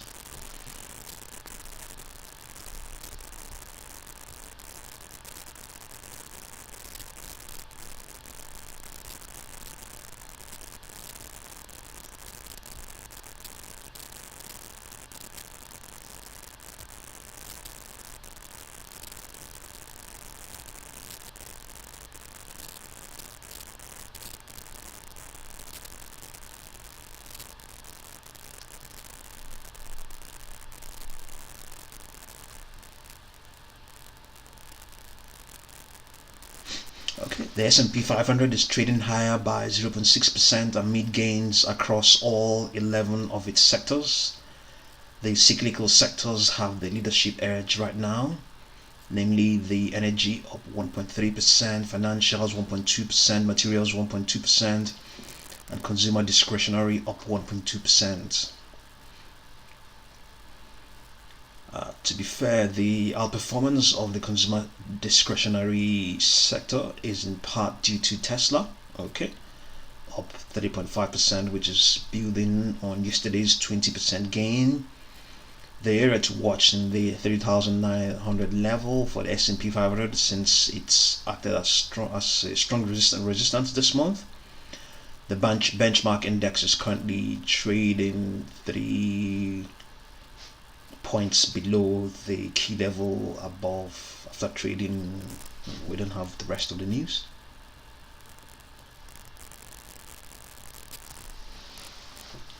So we have a few analyst actions here.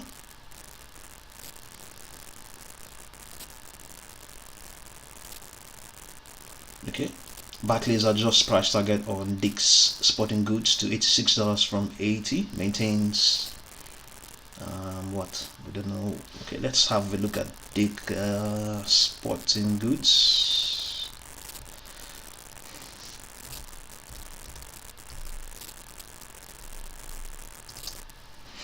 DKS is down 2.34%.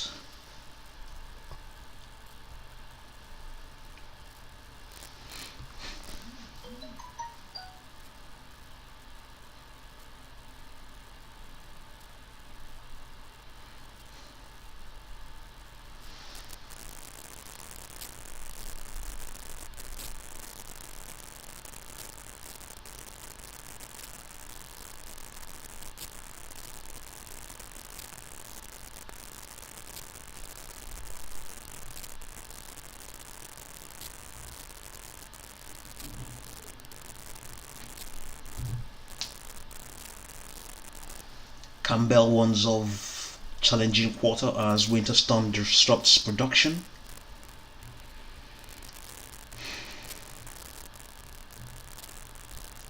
Top new mentions, it's always Pfizer or something like that.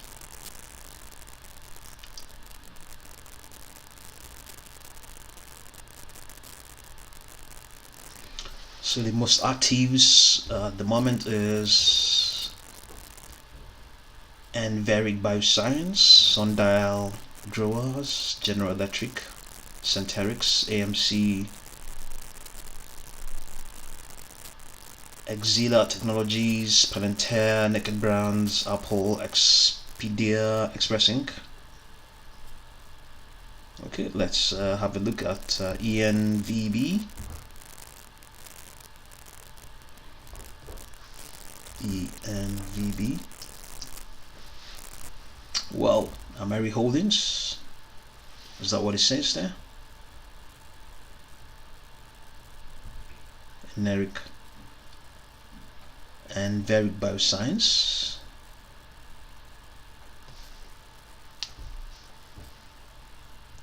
ENVB, is that what we entered there? Yeah, it's giving us some different name. Alright, in any case, it's up 88% right now, currently trading below all of its short and intermediate trend lines. Based on this 1 minute chart, which is the closest you have to what is really going on.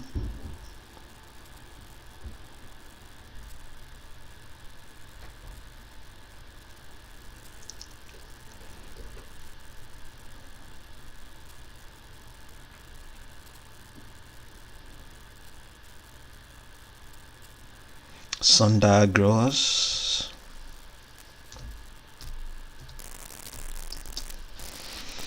Sundial Growers is down 4.32%, trading I think below all of its trend lines for now.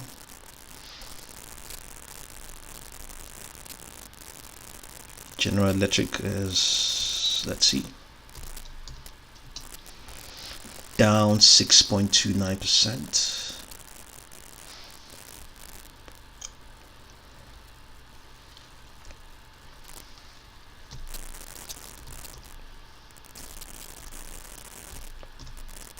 Centerix okay, Chemtrex is up 120%. Gapped up in the pre-market, we can evidently see that.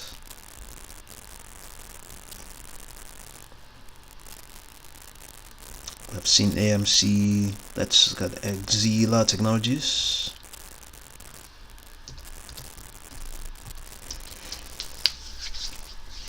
Exela Technologies is up 21%.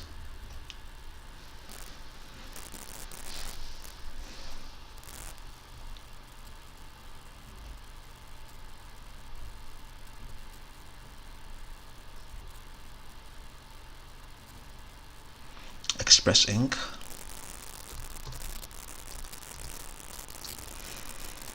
Okay, Express Inc. is up 27.37%. Let's see if we can find anything concerning its short interest.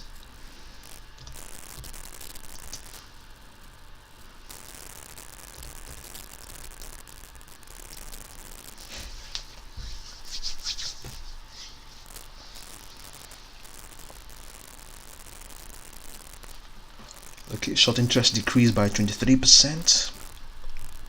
Who knows if this the rally that's going on now is behind those short coverings.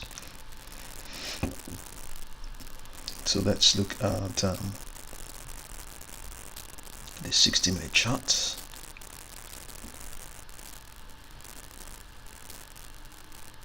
So this was sometime in February. Let's magnify.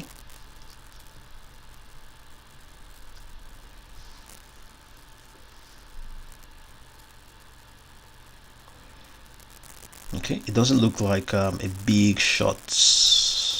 This, it doesn't look like, but you never know what's involved in here and here. But this is a bit more like it,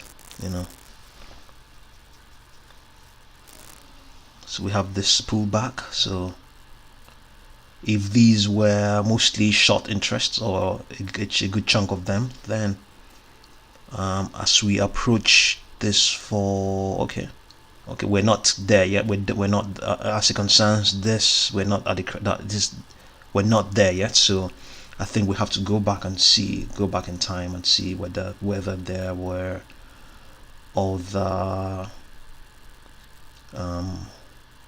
possible. Okay, we have this, but let's see.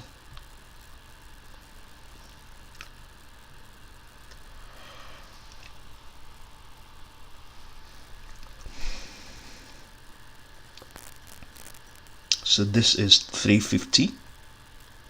Okay, so we had this was a peak. So I'm assuming that there were short interests here, especially this as well. This is the best of them all. This this is the 348.45, 3.4845. So if these a good amount of what happened here was as a result of short action, then we have already passed that. That would definitely lead to a squeeze. That will definitely lead to more buying action.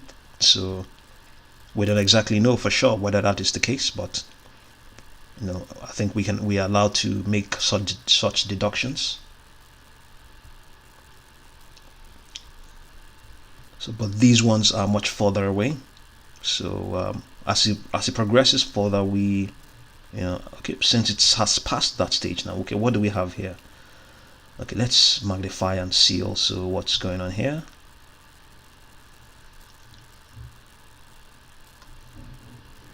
Okay, we have one as well. This occurred.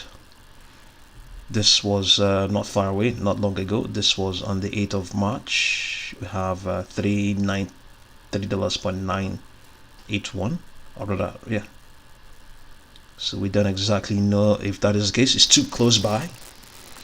And well, if it was indeed that some short interest were involved in this, they would have also contributed. So even though it is nearby, we can. I mean, who says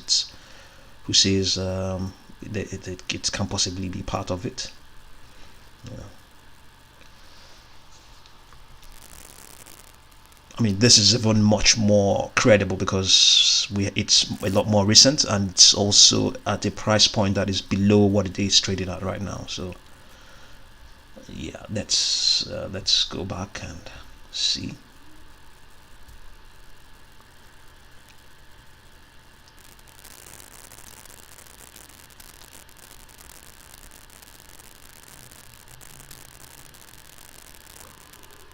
So we don't have that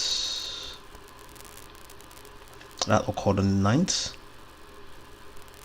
So this will be 360, maybe at such levels. That's what we're looking at. Well,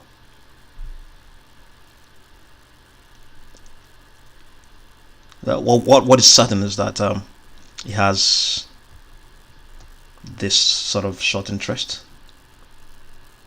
It's a short interest that is decreasing by 23%, you know, and it's currently rallying at the moment. So yeah, there's a good chance that you know, somewhere, you know,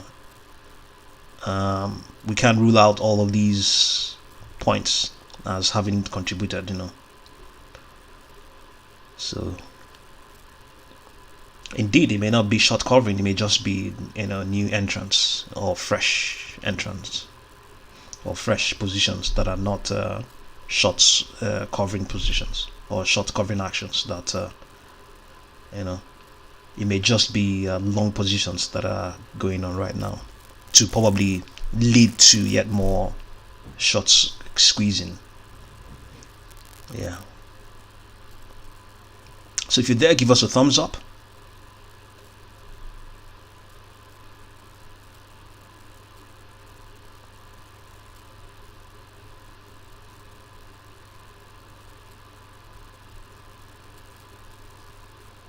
So moving down, let's have a look.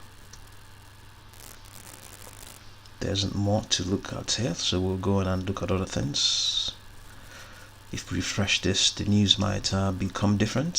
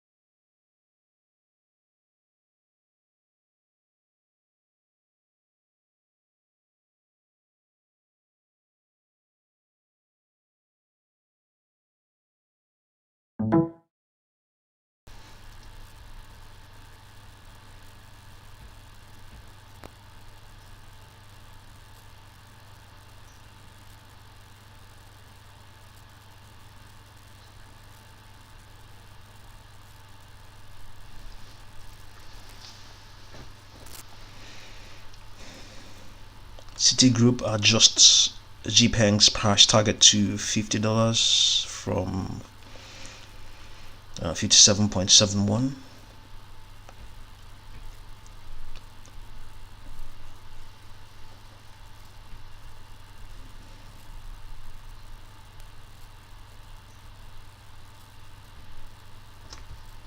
So let's look at ideas.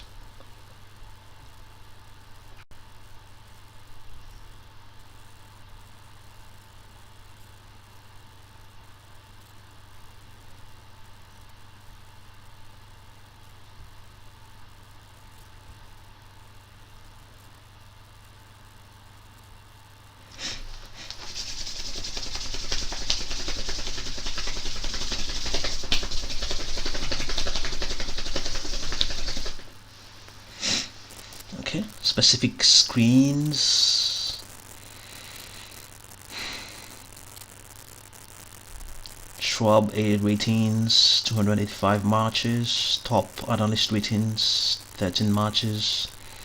Near price highs, 866.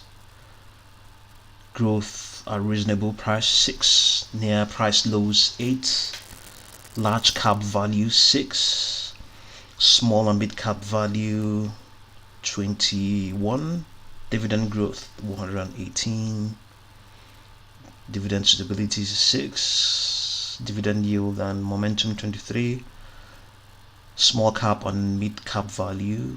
Okay, do we want value stock? We want small cap growth. We don't have anything there. Growth at reasonable prices is only 6 matches. Near price highs 866. We want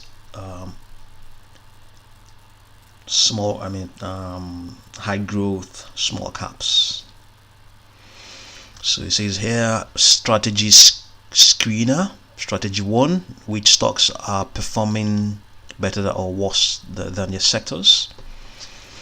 Okay, let's see whether we can pick out the ones that are performing worse than their sectors, and see if we can find any small cap stock there. The ones on the left are underperforming their sectors. That includes Tesla.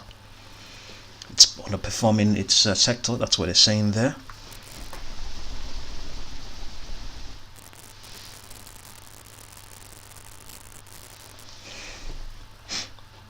And phase is also underperforming. Information AMPG, I believe.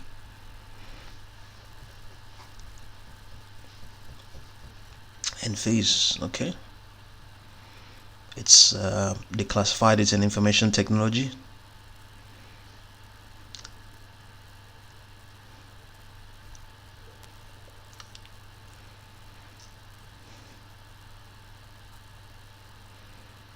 This is American Airlines.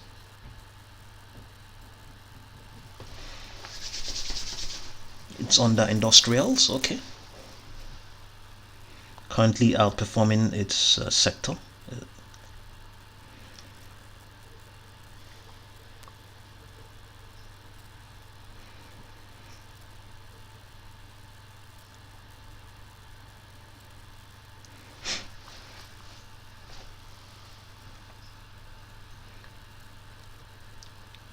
This screen is not so fascinating.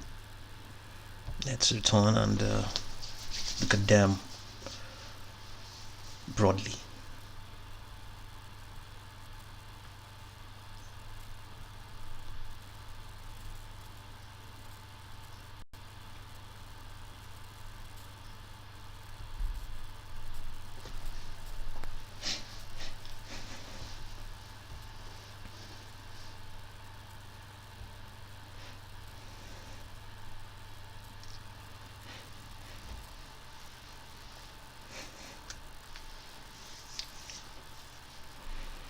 Which stocks have been performing better, large or small caps? Okay, let's see.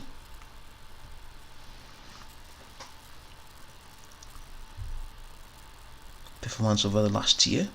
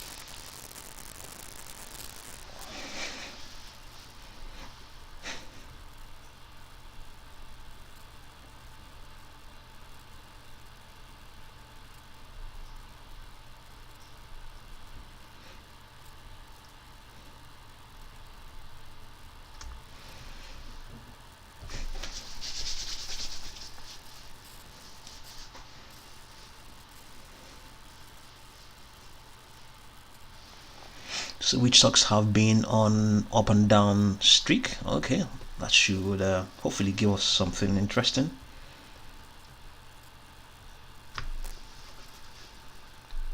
Up streaks is CI up 13%, HMTV up 25%, 0.28%. LGIH, all of them, see 8 streaks, 8,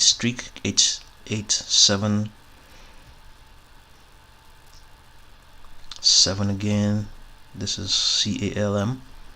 Okay, let's look at down streak. They may be interesting. Hopefully we'll find something interesting there. CRVS, let's go in and have a look. It has 8-day streak, CRVS.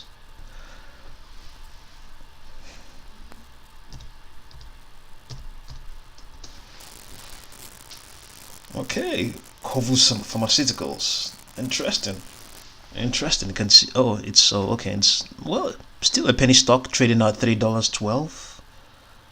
Let's have a look at its daily chart and we might see something interesting. Yes, we are looking at something interesting. Because of all of these declines, it has now touched down to somewhere below all of its trend lines, all of them. So this is a stock that will at some point call an end to this retracements. Already has even started to do so. You can see that.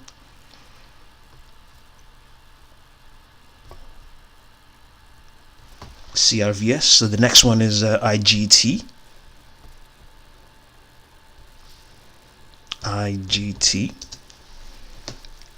International Game Tech, down 5%. This is the daily chart. What does it say? It says it has a 6-day streak. Okay, we have not seen. Okay, given all of those retracements, it's still mixing things up with its short-term trend line and the intermediate trend line. So it's not exactly. It's not even a penny stock either. So still very not exactly the best, even though it has been losing. Okay, to date it's been gaining, so it's bullish at the moment. So let's look at the other one. The other one would be DKL.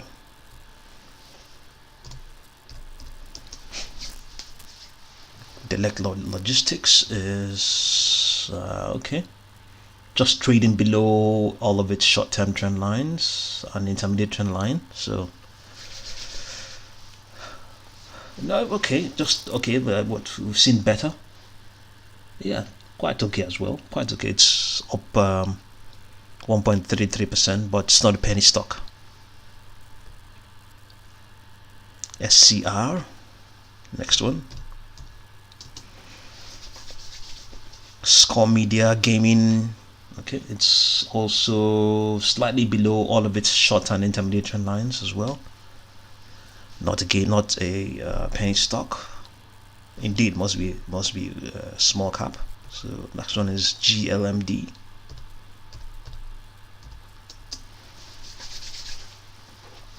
Galmed Pharmaceutica is also okay. Well, another penny stock, trading below all of its trend lines and all of its trend lines, including the volume weighted average price. All of them trading below them. So these are sort of stocks that might, technically they are right off. They are right now signaling that.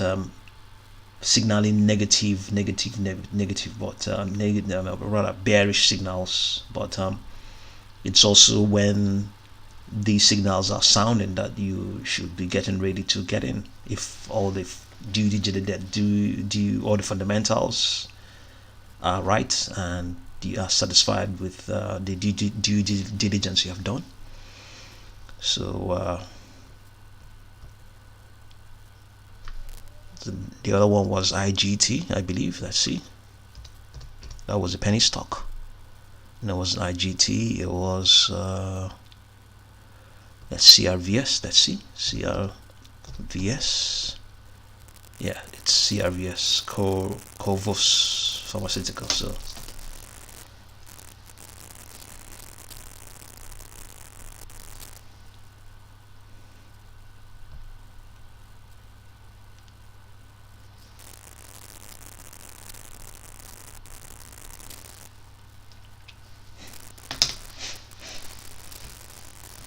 yeah, we got two stocks that are underperforming,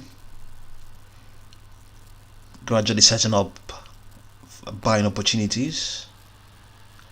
So do we need to bother looking at these ones? These ones have had 8 days. Oh, why not? Who said we shouldn't? It has run up 8-day streak. Let's see how it looks on the chart. If you're there, give us a thumbs up, subscribe, like, and share.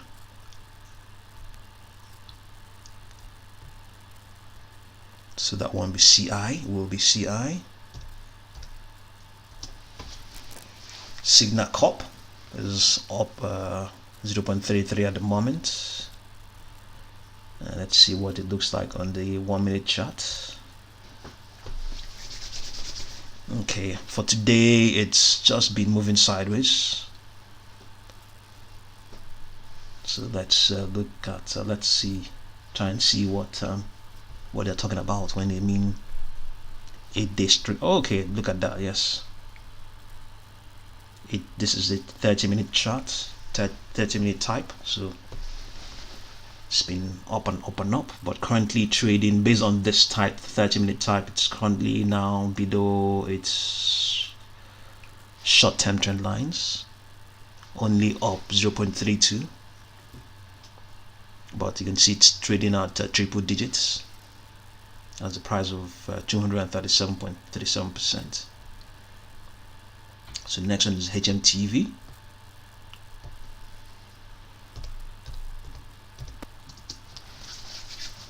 Hemisphere Media, you can see that. Yes, it has had how many days? 8 days as well.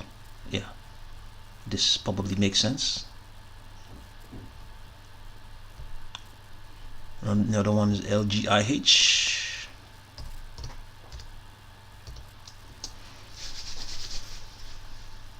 LGI Homes. Okay, still makes sense. About the same sort of pattern.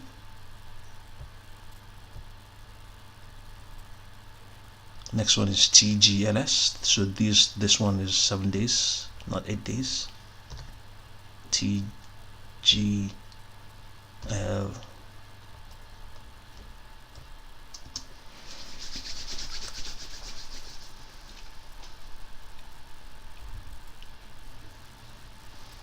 Technoglass Inc. is down 1.68%. It says it's ran up 7-day streak. Okay, so the next one is yeah, pretty much the same pattern as well. So the next one would be Calm, CALM. Calmain Foods is the same pattern as well, but currently down 0.26.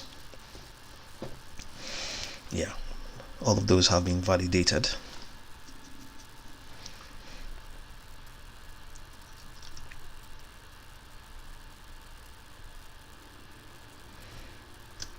So let's see what number 4 is saying on the screener.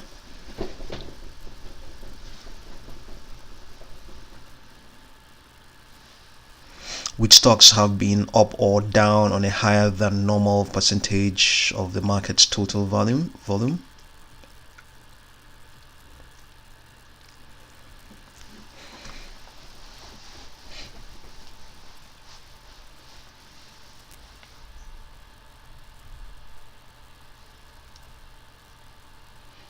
Okay, stocks up on unusually large share of the market volume.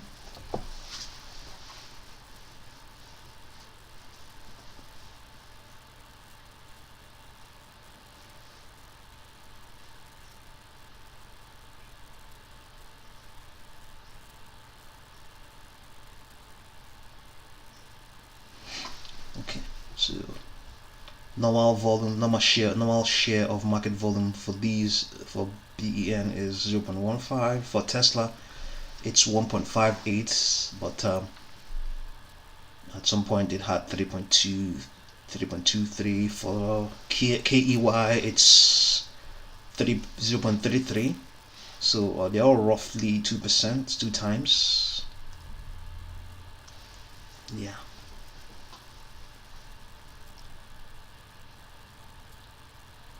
So we have stocks down on usual large share of market volume. Okay, you can see these are down on unusual. They were down with high volumes, down with high volumes, an unusual large share of market volume, as a matter of fact. So this for CPB, well, we don't exactly know when this occurred. CPB is Campbell soup. Okay,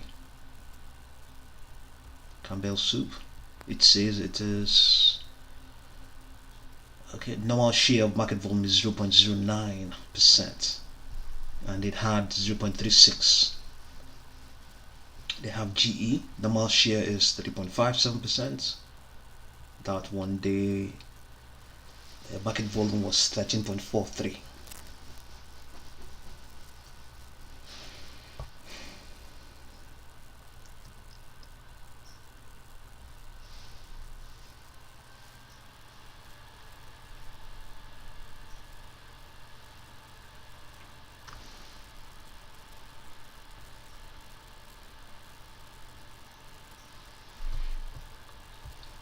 If you're there, give us a thumbs up, subscribe, like, and share.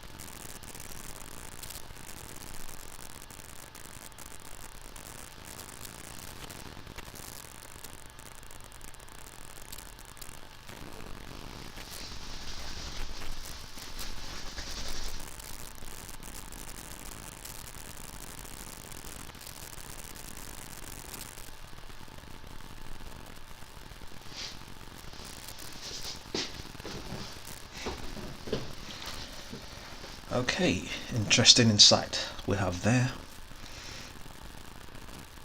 So let's move on to the next one. That will be, says, which stocks have technical chart patterns that may indicate a reversal in their current trend according to Recognier.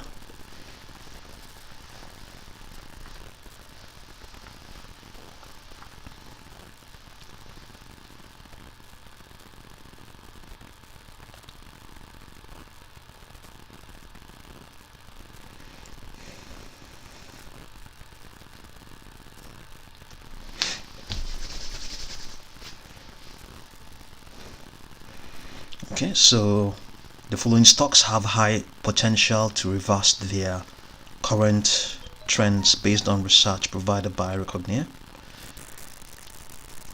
Okay, so the first one is the first set of first group of results will be bit bullish signals. So and the first stock there will be Audio Codes, and it says 35.04% potential gain based on Recognier's target price of $39, and it's saying there's a potent bottom triangle there, tells him or her the price seems to have reached a bottom, showing signs of reversal as it has broken upward after a period of uncertainty or consolidation.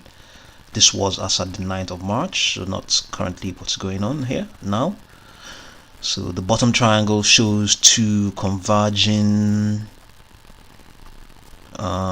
the bottom triangle shows two converging trend lines. So this, I believe this will be a bottom, these are bottom triangles, okay, two converging trend lines. So which would they be? Okay, as prices reach lower highs, okay, lower highs, I guess these are, and higher lows.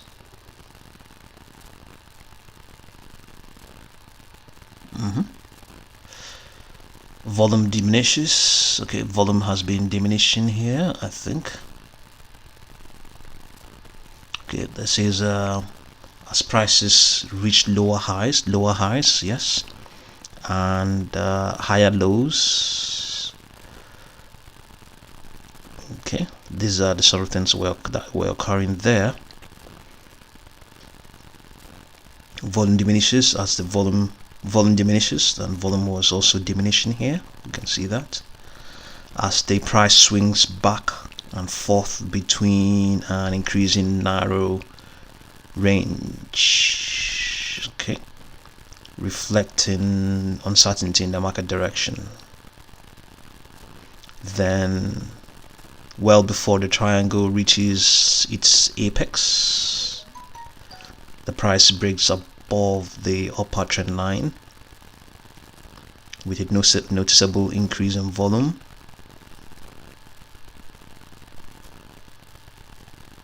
Confirming this bullish pattern was a reversal of the prior downtrend.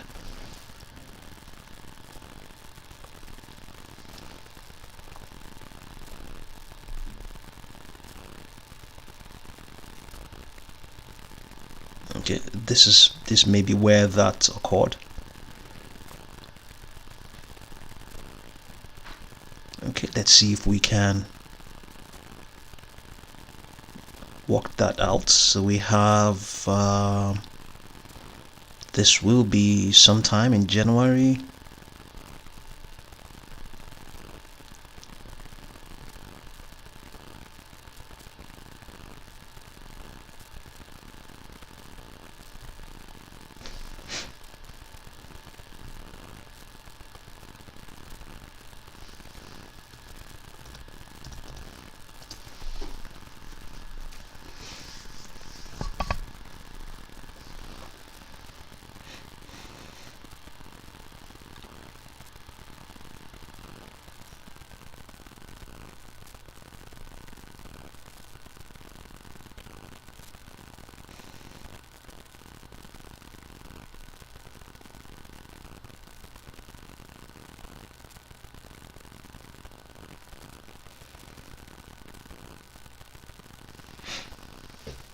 So it has this peak that occurred at $36 and some fraction. Let's see if we can find that out. We can't. We have 34 here. So let's see if we can use. So I think it corresponds to some extent. So let's see if we can use 30 minutes.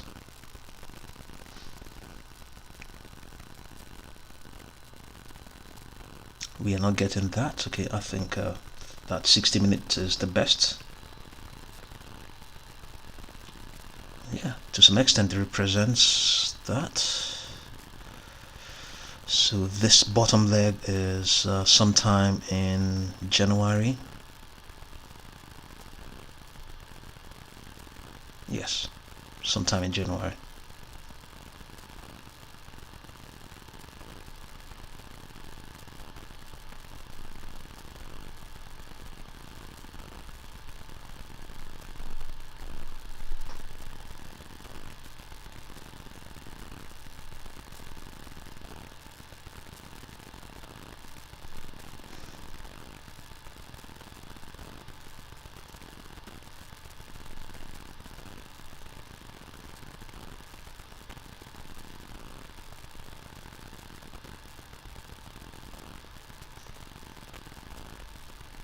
Okay, let's see if we can draw some trend lines.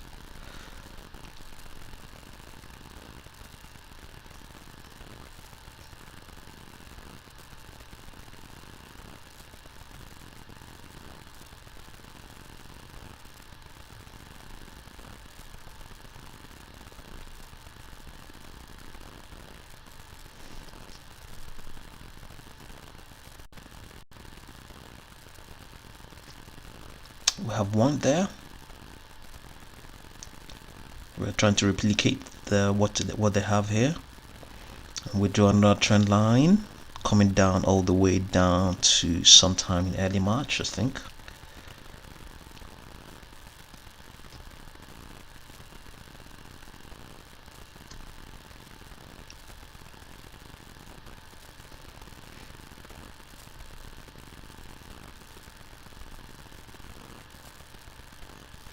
And then another one all the way down to recently, I think, from there.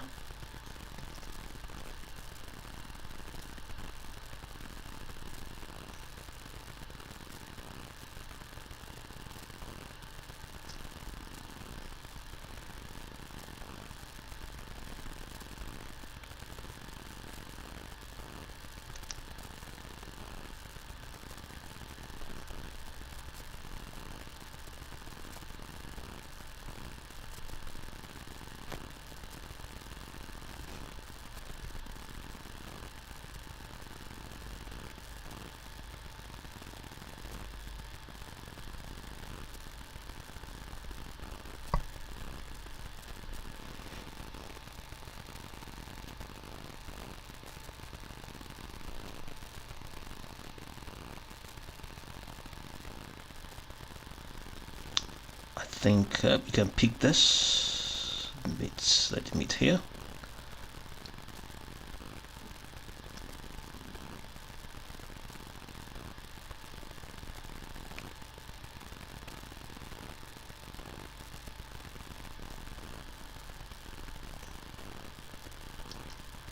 And down here.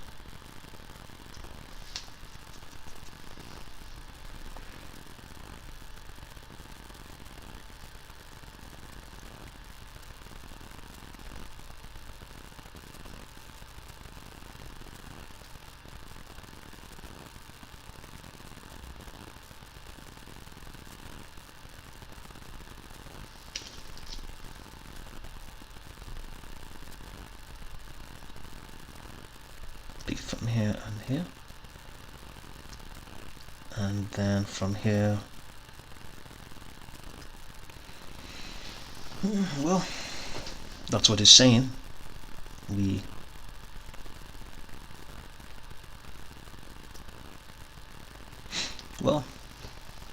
can't exactly replicate it as much as they did over there, but yeah.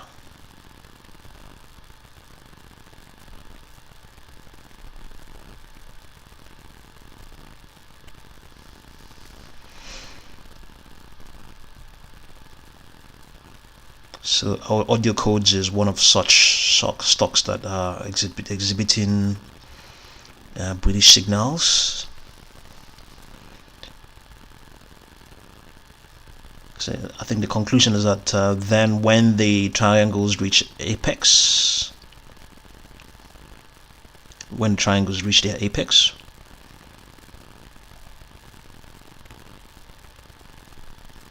when a triangle reaches its apex, the price breaks above the upper trend line,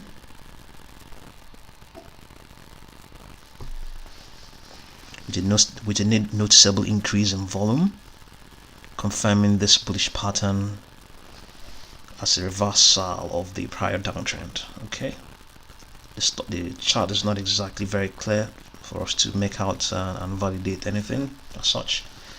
So the other one is SWI, SolarWinds. It says the price seemed to have reached a bottom, showing signs of reversal as it has broken upward after a period of uncertainty or consolidation. Okay, we can see that it has broken upwards, yes, somewhere there. This occurred on the this assets March 9th. That was yesterday, March the 9th. So let's see SWI.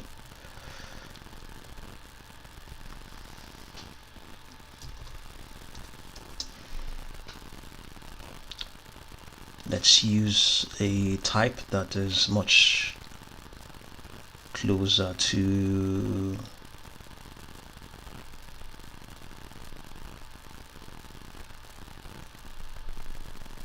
10 minutes is too close. Let's use 30 minutes. Okay.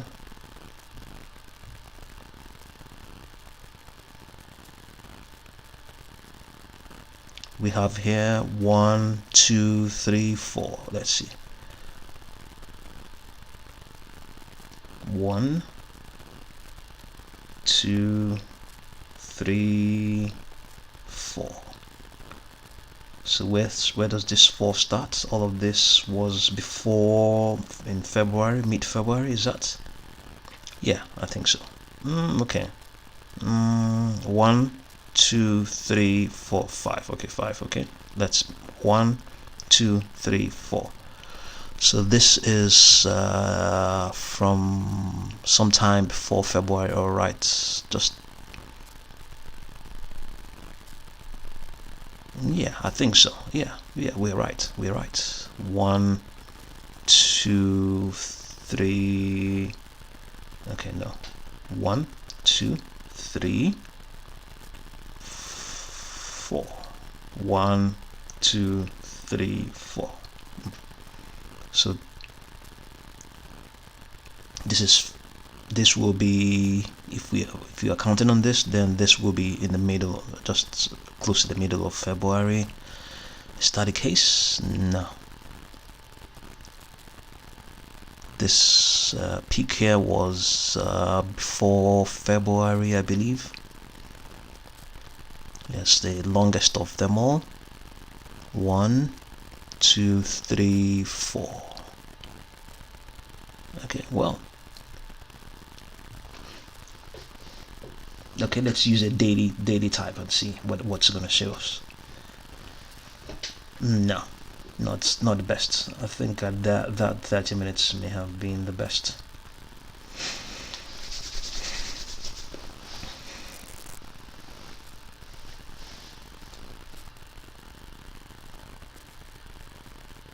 Okay, well, interestingly enough, what is absolutely certain here is that based on this 30-minute chart, it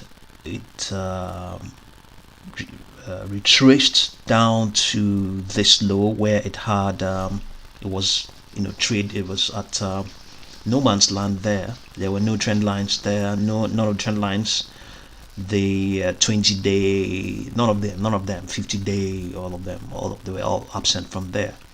So at some point, technically it's a dip, in the near term, it's a dip. So market participants, if nothing's really going wrong, are likely to get in at such points. And it tends to work. It will never always work, but it will never work 100%. But what people are seeing at such points will be, since it's trading at a discount, why not going? So we can see that as well here. This decline, this low, and then pull back again, So the question is, how do you know a low? What's a dip? What's the exact figure? But that's why the trend lines are there. Once they have escaped them, then you're already there. But yes, exactly what at one point is, that will be the question. But so for some market participants, once it has done so, if it has presented such an opportunity, it's a low. If it goes further, all the better. But yeah.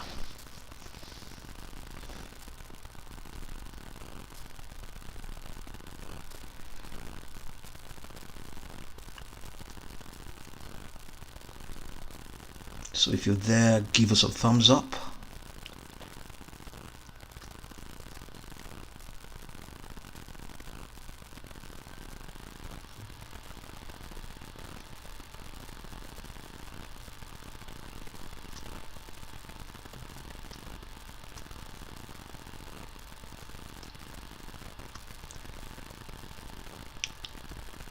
So the next one will be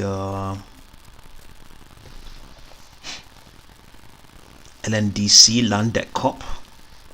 So price seems to have reached the bottom, showing signals of reversal as it has broken upward after a period of uncertainty or consolidation. So would that be the bottom they're talking about there?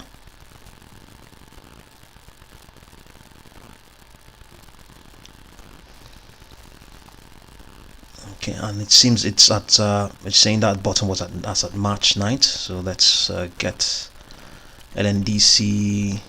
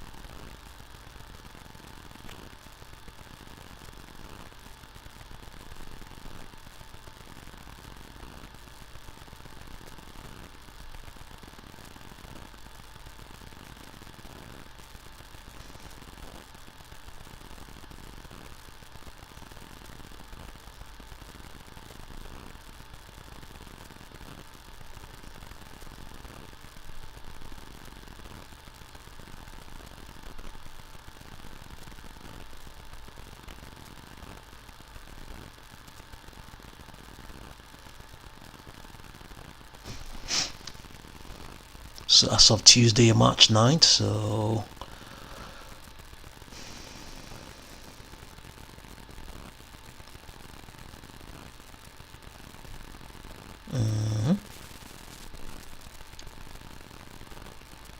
so the price seems to have reached the bottom. So where do we have that bottom? Showing signals, showing signs of reversal as it has broken upward after a period of uncertainty or consolidation. So will this give us a good picture of that LNDC? Okay, so based on this 30 minutes chart we've done, okay, this bottom was not on the 9th, so but on the 9th, let's see whether we can use a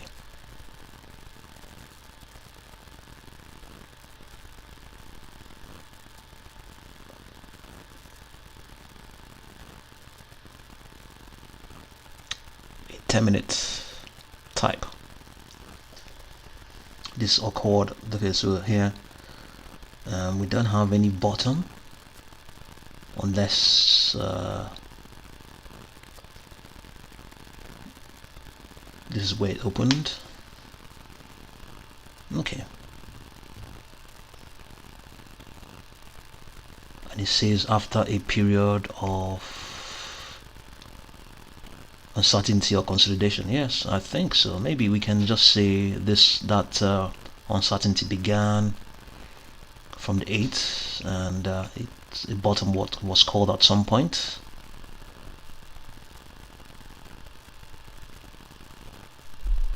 Good. We don't have we have 1, 2, 3 sometime in towards the end of February. Can we do that?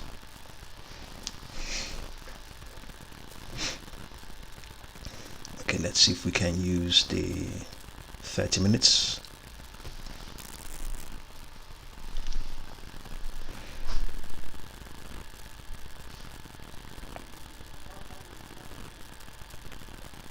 Close to the end of February, can we?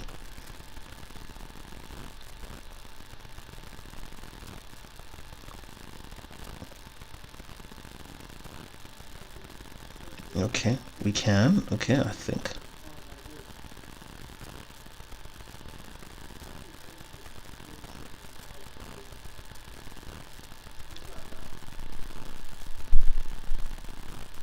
Okay, yes, something like that. I think so.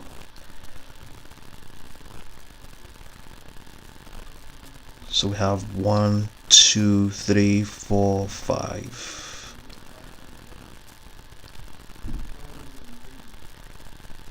1, 2.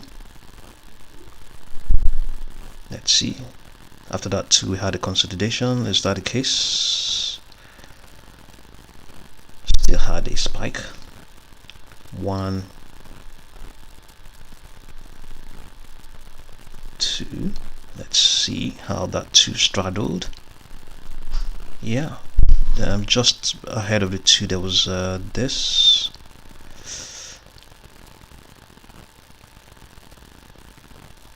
Okay, 1, 2.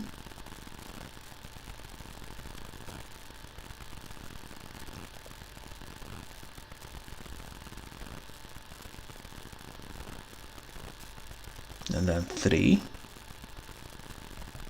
So the 1, 2, then from here we draw a 3, 4, 1, 2, 3, 4, 5.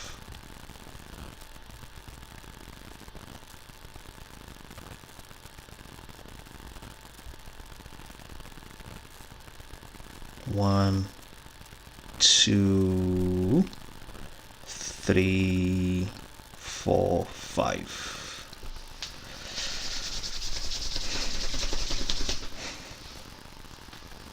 Okay,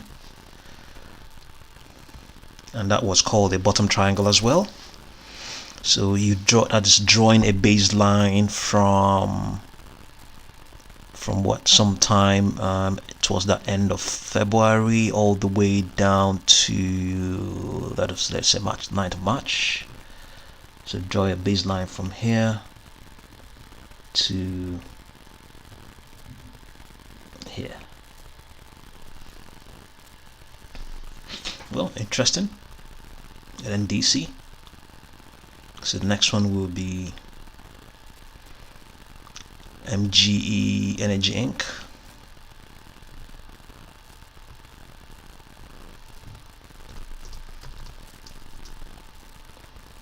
MGE Energy Inc. is up 1.34%. So what does it say there about it?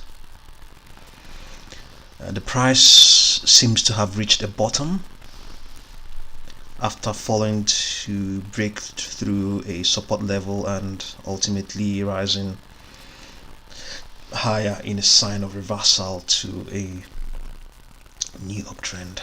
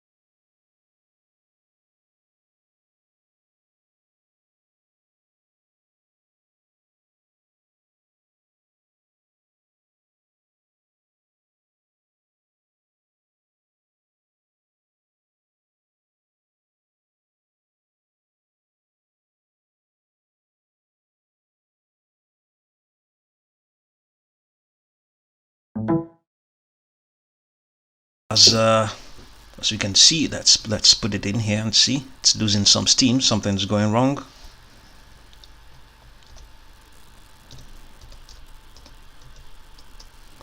Compex is down 0. It's now up slight, only 0.12%. It has lost all of those gains it had earlier on.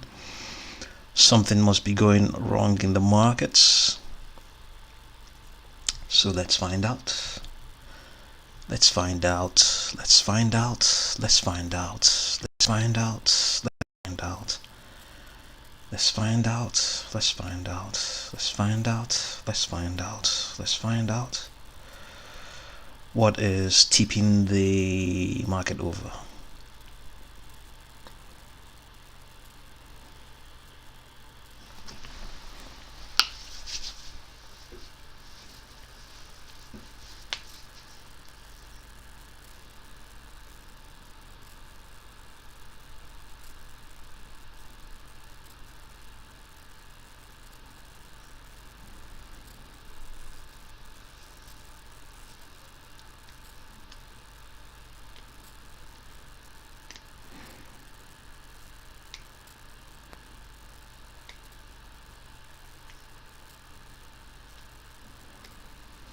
Says Apple reportedly cuts what iPhone 12 mini production, but story more benign than it appears.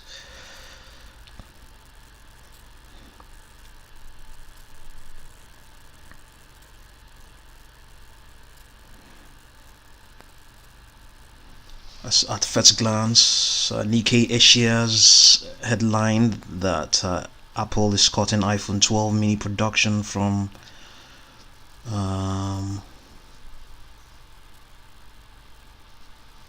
first half of 2021 looks like a concerning development for the tech bellwether. What immediately comes to mind is the possibility that the supply chain constraints that are impacting many chip makers could be filtering through to Apple's production output. Supply chain issues may be playing a role in the first half of 2021 production adjustment, but a closer look at the story reveals that Apple isn't changing its financial year 2021 iPhone production forecasts of 230 million phones, representing an 11.6% year-over-year increase. This takes much of the bite out of the scary looking headline, but there are some notable takeaways. For instance, it does appear that Apple overestimated demand for the iPhone 12 mini, as many customers instead opt for the older iPhone 11 model. Although iPhone 12 versions are 5G enabled, the current 5G capabilities are limited because the network is still being rolled out. It's still being built out. This factor, combined with its larger screen, has made iPhone 11 a better deal than the iPhone 12 mini in the eyes of some consumers. Most importantly, demand for iPhone 12 models, including Pro and Pro Max, remain healthy. In fact, the report states that some components that were originally targeted for the mini are now being reallocated to the other iPhone 12 models. Another key point is that it's quite possible that Apple purposely overestimated its first half of 2021 production in order to ensure that its suppliers locked up enough components during the chip storage. Late last year, 2020, Apple told suppliers to plan for 96 million phones built in first half of 2021. Now the company reportedly expects about 75 million units.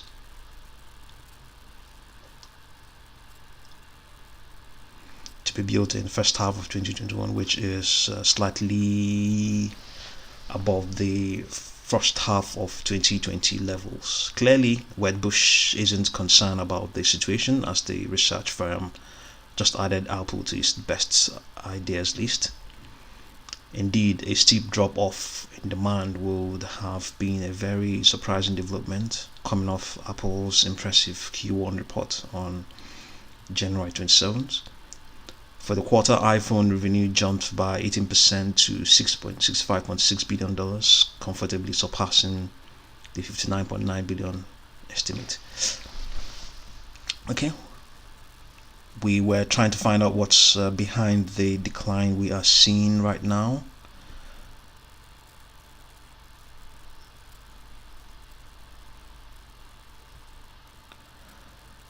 You can see the Nasdaq is okay, it's gaining some more ground now, but it's only up 0.34%.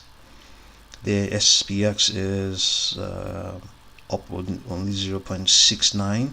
The Dow is up 1.25%. So let's return and see what's going on with GameStop. Oh my goodness, up 32%. Oh no. Oh no. Oh no. Oh, let's go back and see our retrace and our critical points again.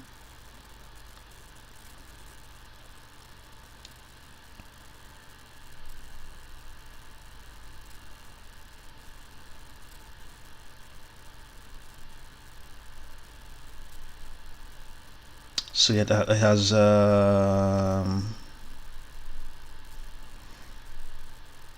yes, it's coming up to those critical levels we were pointing out. Let's see if we can get any fresh figures on.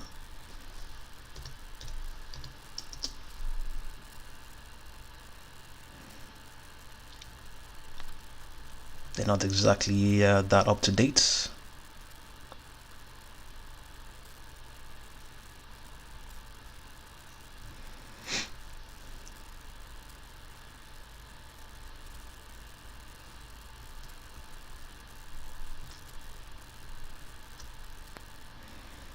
So we are currently at 322. So definitely this, if this were, it looks like a critical point, we have definitely exceeded that. We're coming up to 350. I think we mentioned 350, yes. And we have 395. We also have about 400 or something like that. So these are critical levels. So these definitely has been taken out. Has been taken out for sure. So we have the next one is 352. The major one is definitely the 3, based on this 60-minute time chart, is the 389. So let's look at the 30 minutes. We might see something different. I think it's the best approach. That's the best time frame to use. So GameStop up at 327.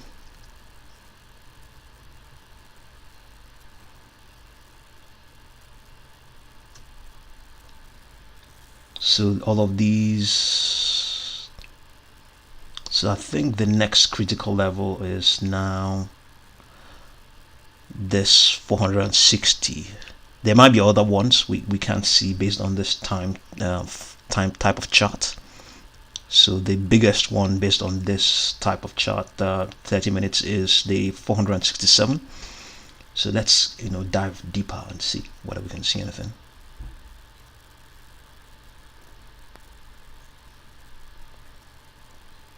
So we can't see anything. It goes all the way back, so that's a problem. So I think we just have to stick with the 30 minutes. Yeah, a lot of critical levels have been taken out. You can see that.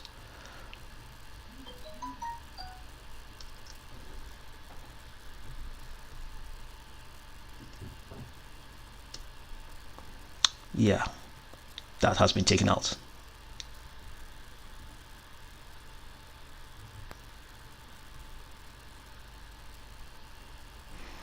And this, so that will be the next one, the 400, based on this type. Well, maybe we can see something else in the 60-minute type chart.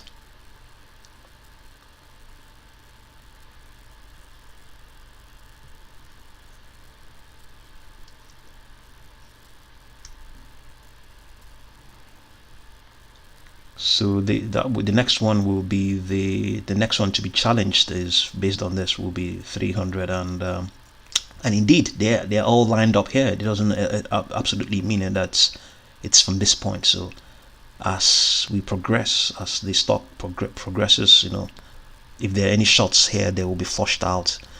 This definitely has been flushed out. This is the 300 and okay, the next, yes, that will be taken out soon. Okay, if there's anything there, 369. So yeah, interesting. So let's go ahead and look at KOSS.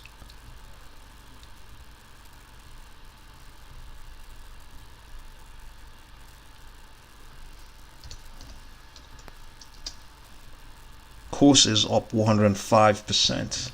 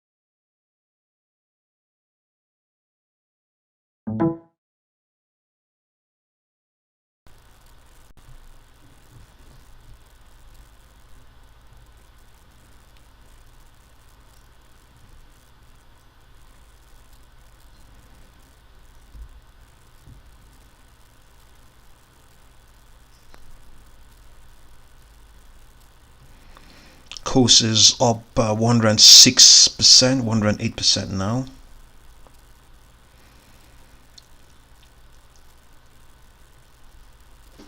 Let's see.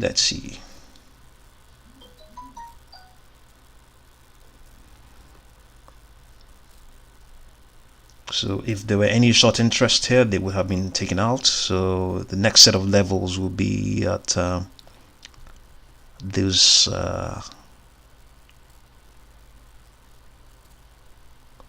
will be up here, I think. Let's magnify.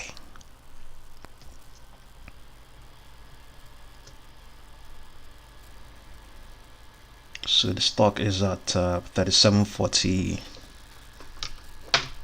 Is at 37, roughly 38% now, $38 now. So there was a decline here from here. So the next one will be the, yeah, based on this chart there doesn't seem to be critical levels, but you know, you never know. It doesn't it's not an absolute science. So they could have you know, but usually based on what's known about them, they usually are associated with steep declines, steep pullback. So if we are going to go by that, then we are looking at all these sort of levels at okay, let's begin from, let's say, 40-ish levels. So we're gradually approaching that. So let's go back and now see if there were other levels that may have been associated with what this sort of rally we are looking at right now. So of recent, we have looked at these sort of levels, at these ones.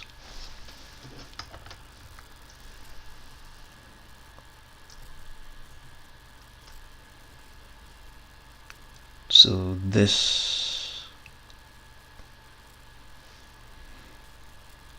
so it's currently, yes, so at this price level it is now. At some point, sometime in February, it reached this same price. So if there were a lot of shots here, they may have also fueled what we're looking at right now. So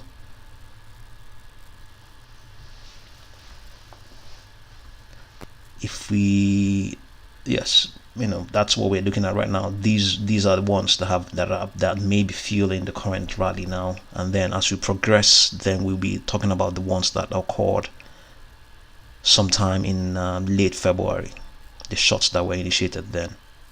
It is relentlessly rising, up 111%. AMC hasn't caught this bug yet, has it? Only up 13.14%. GME up 34%.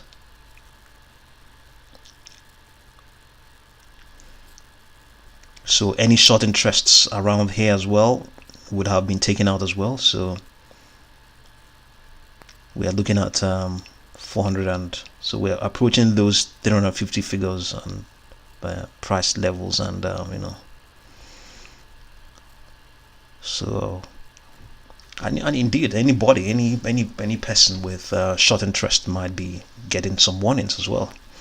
So let's look at WallStreetBets and see what people are saying there.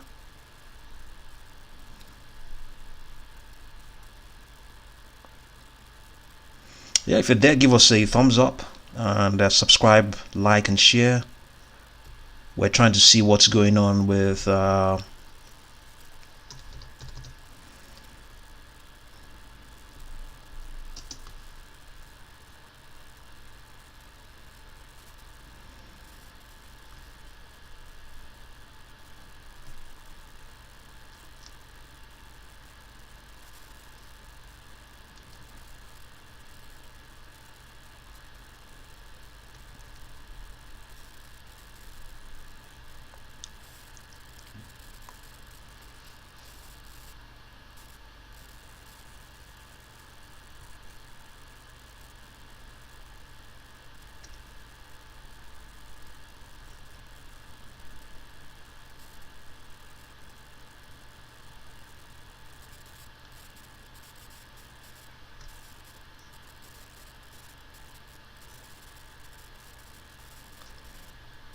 but AMC hasn't done that much. I think it should be more of a KOSS.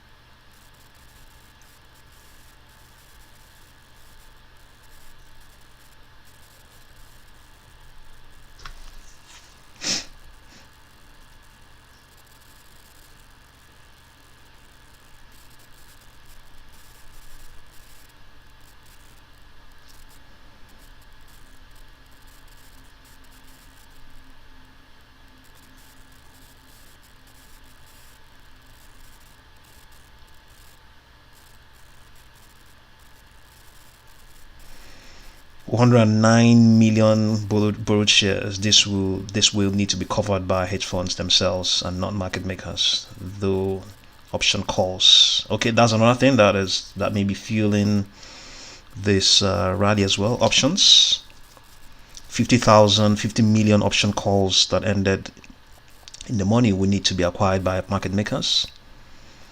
Around 100,000 utilization rates, meaning that there are almost no shares left to borrow.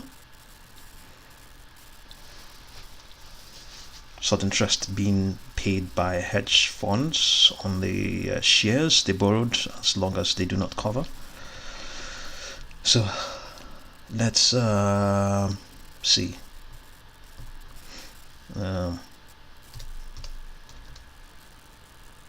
Do we have any KOSS stock? Oh.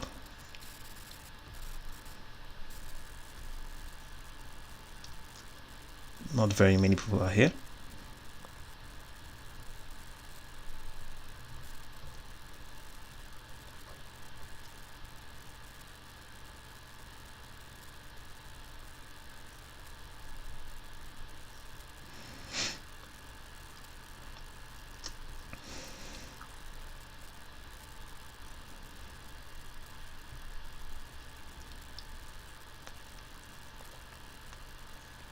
Yeah, if you're there, give us a thumbs up and subscribe, like, and share. We are looking at the madness that is going on with GameStop now. Can we see the options? Let's see if we can look at the options.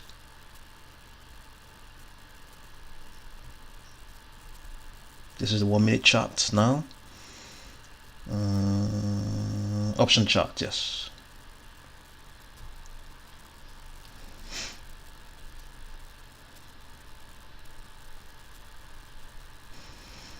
So we are approaching the 340 call, and you can see what's going on with this stock.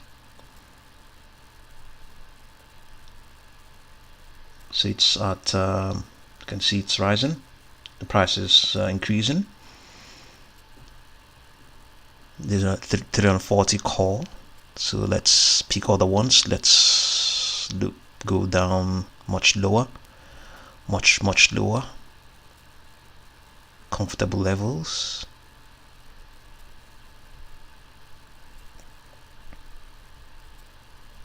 So we're at 341. Let's see whether we can come all the way up to 400 and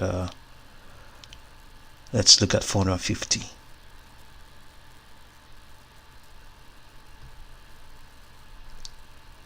These will expire on the 19th, so we still have, it's still early days, so it has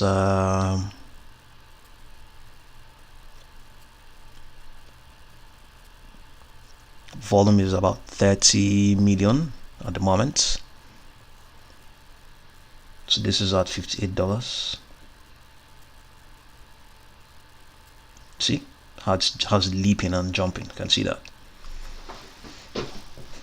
Can we get any figures? So you can see momentum here. It's not even abating as well. So I think the lower we're going to go, the cheaper it might look. Let's come all the way to 630 and go 630. They're so expensive, you can't even get in. $34.70. We're talking about 630 calls.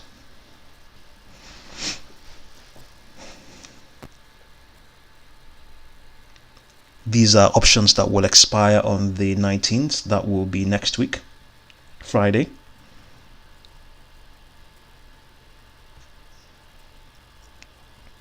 You can see that at some point it was trading at, you could just, I mean, if you decided, I mean, if you had this foresight and got into the stock, it would only cost you to get into to buy one contract will be $20, $21. And look at where it is now. At that will be, you'll be talking about $30,400. As at sometime in February, it cost about $21 to get in now. There, today it's that $21 will be worth $3,300.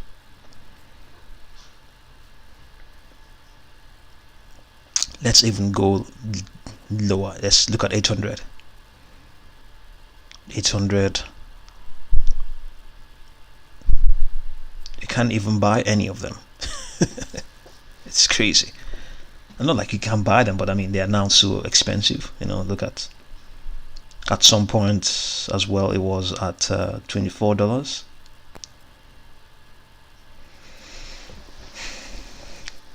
So let's look at puts and see what's going on there, what's been decimated.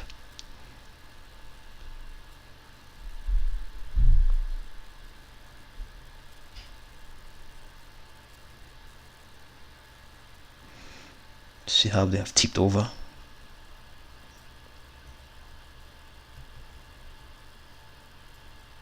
Let's try 125 put.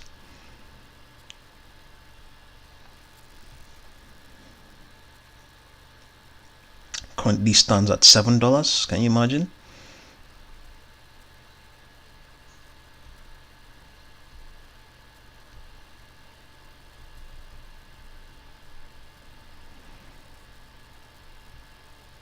So volatile now. Let's look at $29, 29 strike. Okay, currently at roughly 10 cents, so you can always get in there if you want to hedge, bet against this.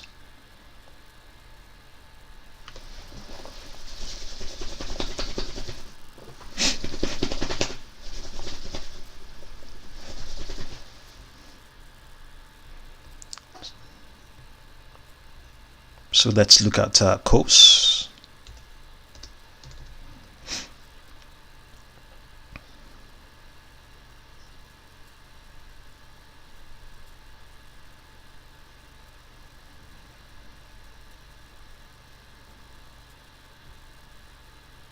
There's no data on that, so let's we'll come back to it. We'll go and do 1 minute and then return and see. So it's up by 113%. So let's look at its option chart.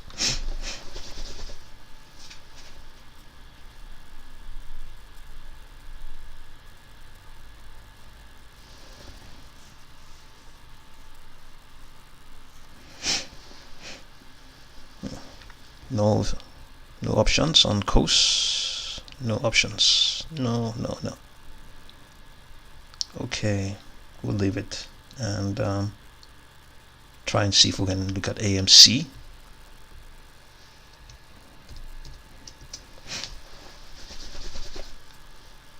Yeah, we have calls. They are skyrocketing, not as much as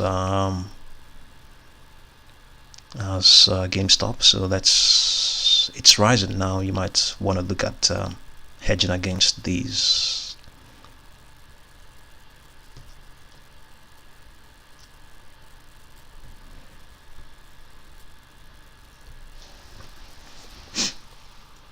You can see $4. The $4 strikes are, as you can see, are depreciating. So believe it or not, some people are getting on getting in on these positions.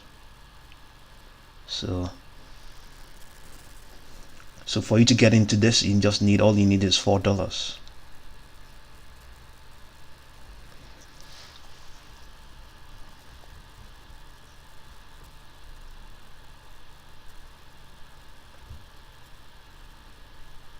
Should be okay. You want SCEX? You mean CE? Okay, let's have a look.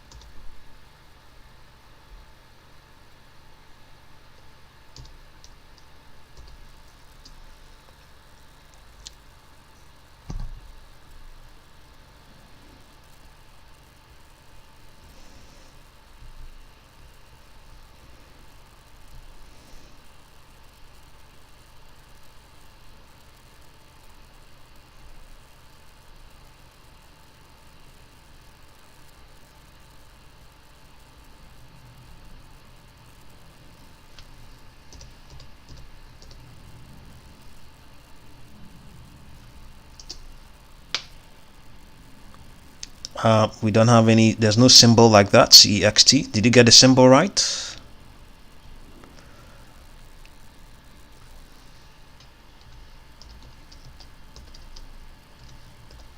Are you sure that ticker is right?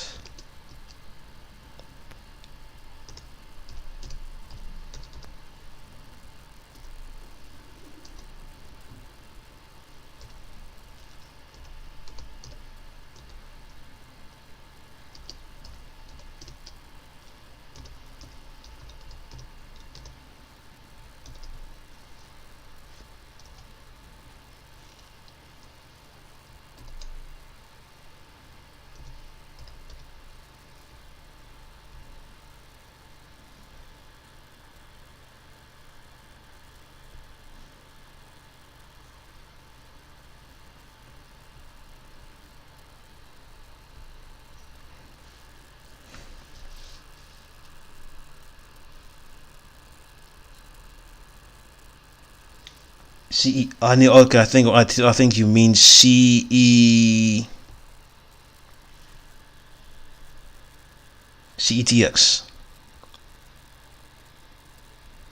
CETX.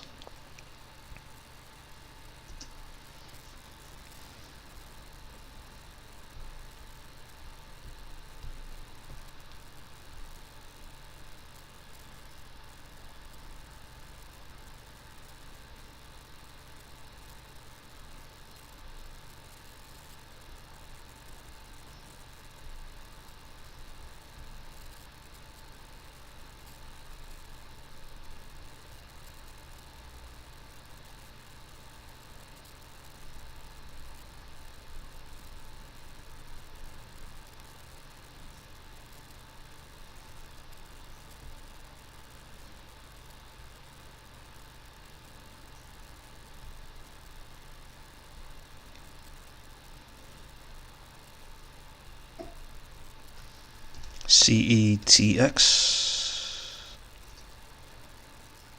Centrex Inc.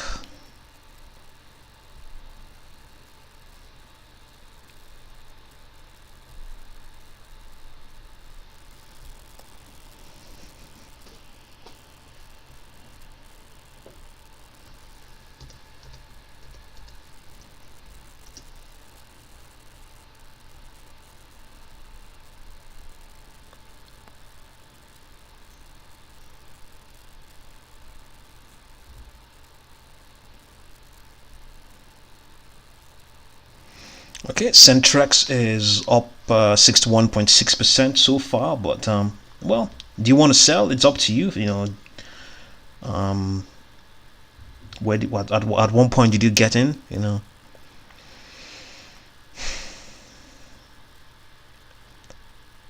That's a question. So I want to believe you've gotten at a price lower than what it is now. So why not? If you can always take some money out. It has run up a huge amount of gain in one session, and it has even started to, at some point it was even higher than what it is now. So by all means, if you want to sell and cut down, take some profit, you can always decide to sell everything or just some of it.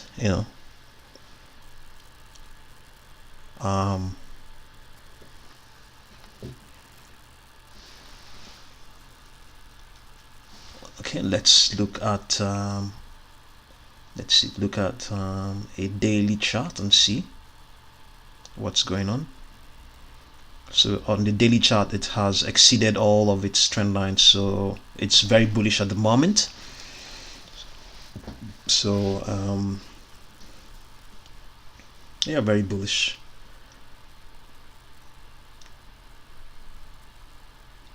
Yeah, if you feel tempted to take some money out, but it hasn't reached the sort of highs it has reached before. It's currently at $2.73. At some point it was even higher than that. Sometime last year was at $3.18 or thereabouts. So but that's way past, way that's in the long run. So if do you want to take some money out and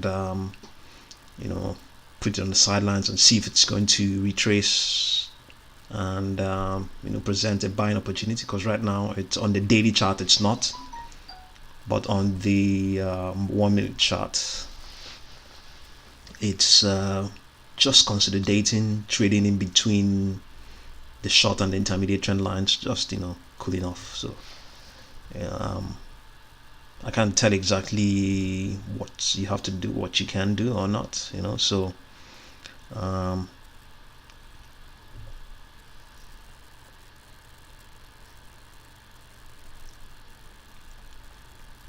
yeah, if you're there, give us a thumbs up, subscribe, like and share. Today it reached a 52-week high of $4.20. This exceeds the previous high of $3.75 by 0.45, and it is 600% above the 52-week low of $0.6.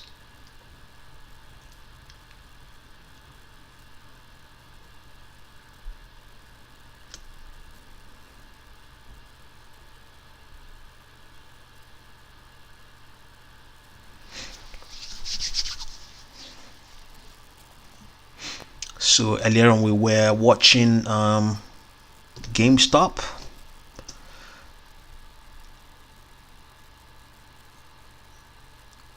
So it has run up a huge amount of gain. I mean, this is okay. Let's try and look at the daily charts and see how many days it has been. You can see since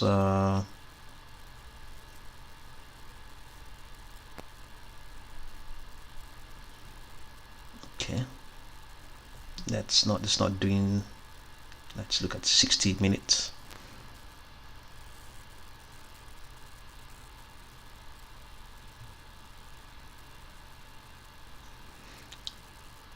Yeah, of late I think it's the whole of this week it has been running up and on, up and up and up and up.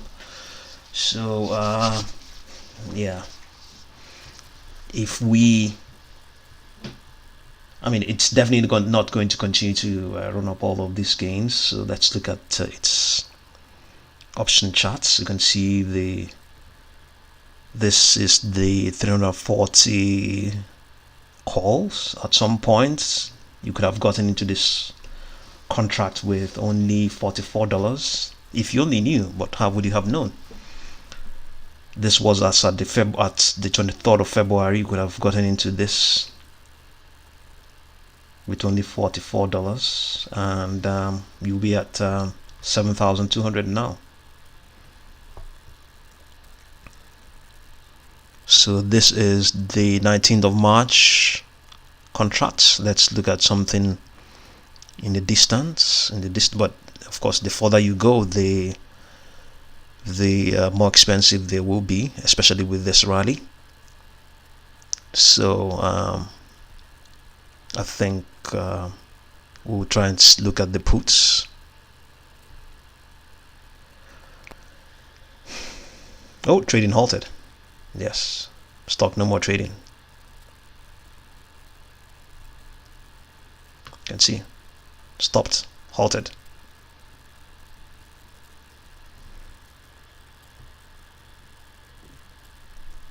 They've come again. Trading halted, trading halted, trading halted, and suddenly people have sold out. You can see on the 1 minute chart, it has just tipped over down to 302. It has lost about 22% or thereabout. What is certain is that you can't buy, but you may be able to sell. That is wouldn't that be some sort of manipulation? Because if you can't sell and you can't buy, then you are trying to force the market down. So let's get GME and see what's going on. Google trading halted.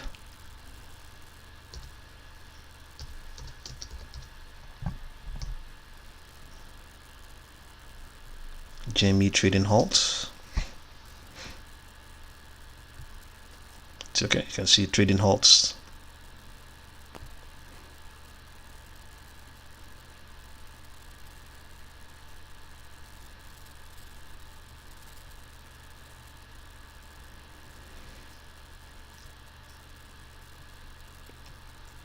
Yeah, today reason code is M volatility, okay, volatility, and then UPD is volatility trading pause. Okay, that was on KOSS.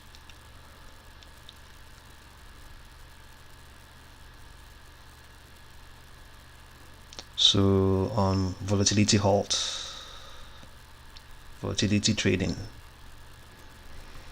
reasons. So these must be these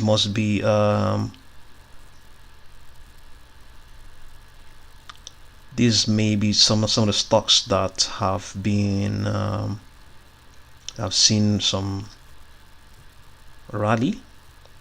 Okay, we already know GME and KOSS. Let's look at RZLT.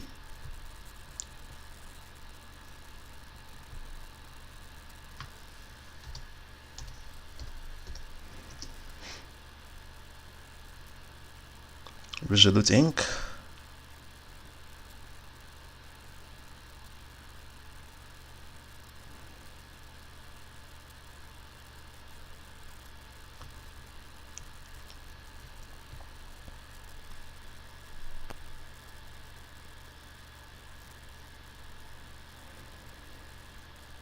GROY, that'll be the next one. GROY.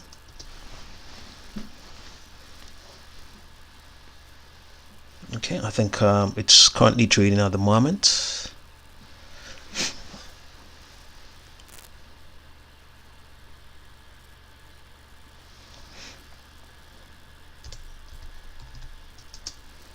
Trading halted on KOSS, and it has lost about 40%.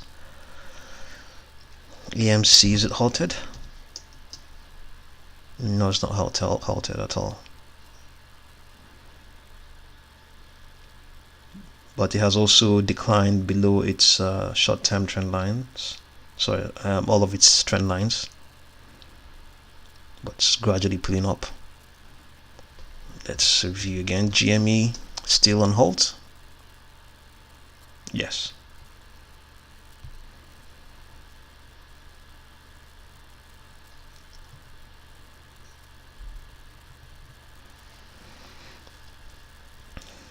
Just Eat as well is a stock that may have been on the list. 41.65%. Just Energy, sorry, Just Energy, not Just Eat.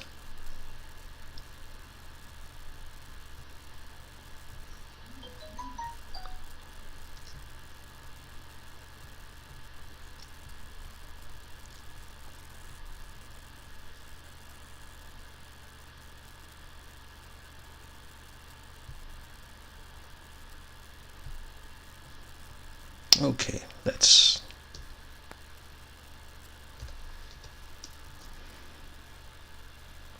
oh my goodness, GameStop has just tumbled.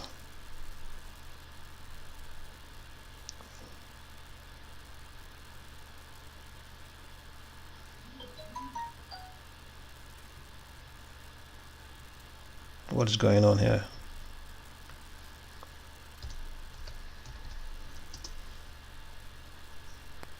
KOSS has been released now.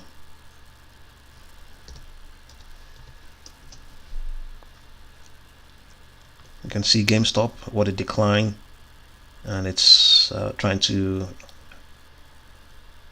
Let's look at the options.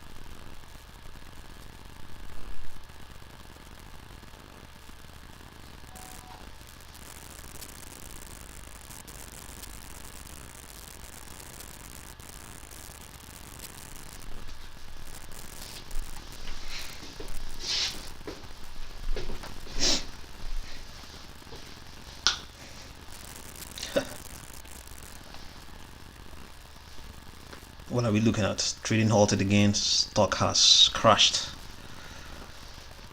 to only 0.72%.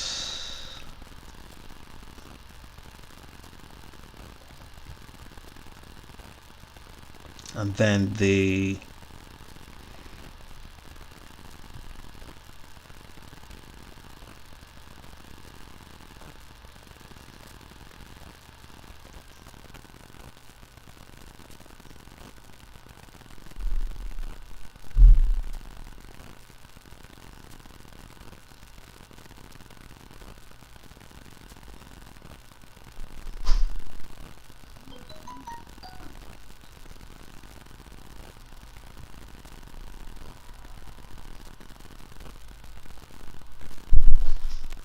look at that.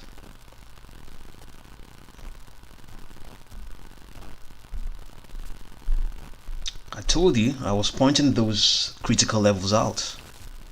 Those may have been, okay, you can see where did it reach? It reached this critical level of 344. We have, okay, let's go ahead and look what those critical levels. Look at those critical levels. You can see them. So it's at in between 350 and so we can see here we have this 347,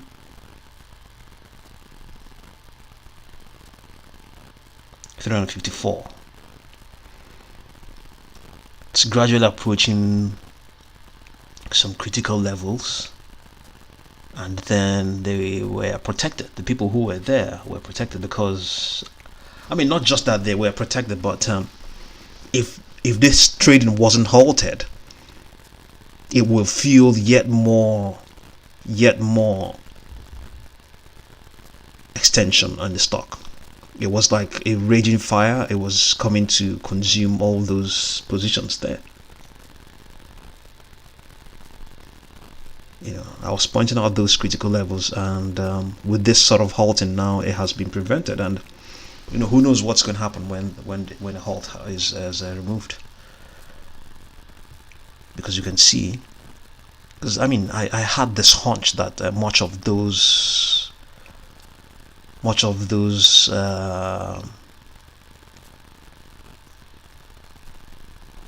mean, since the stock has gone on to extend up to these sort of levels, at this point we are talking about positions that were opened around here, short positions that were opened around here, and they may have been causing the short squeeze that's been going on, that's been that may have occurred.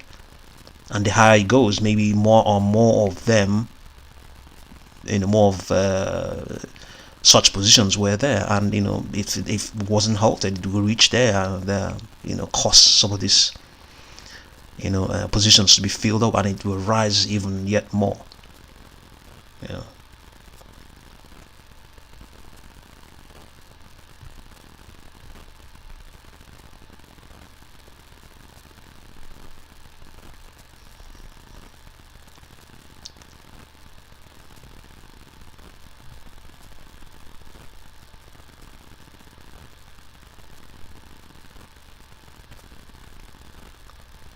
Okay, I think we're going to take a quick break, and we're going to come back later on.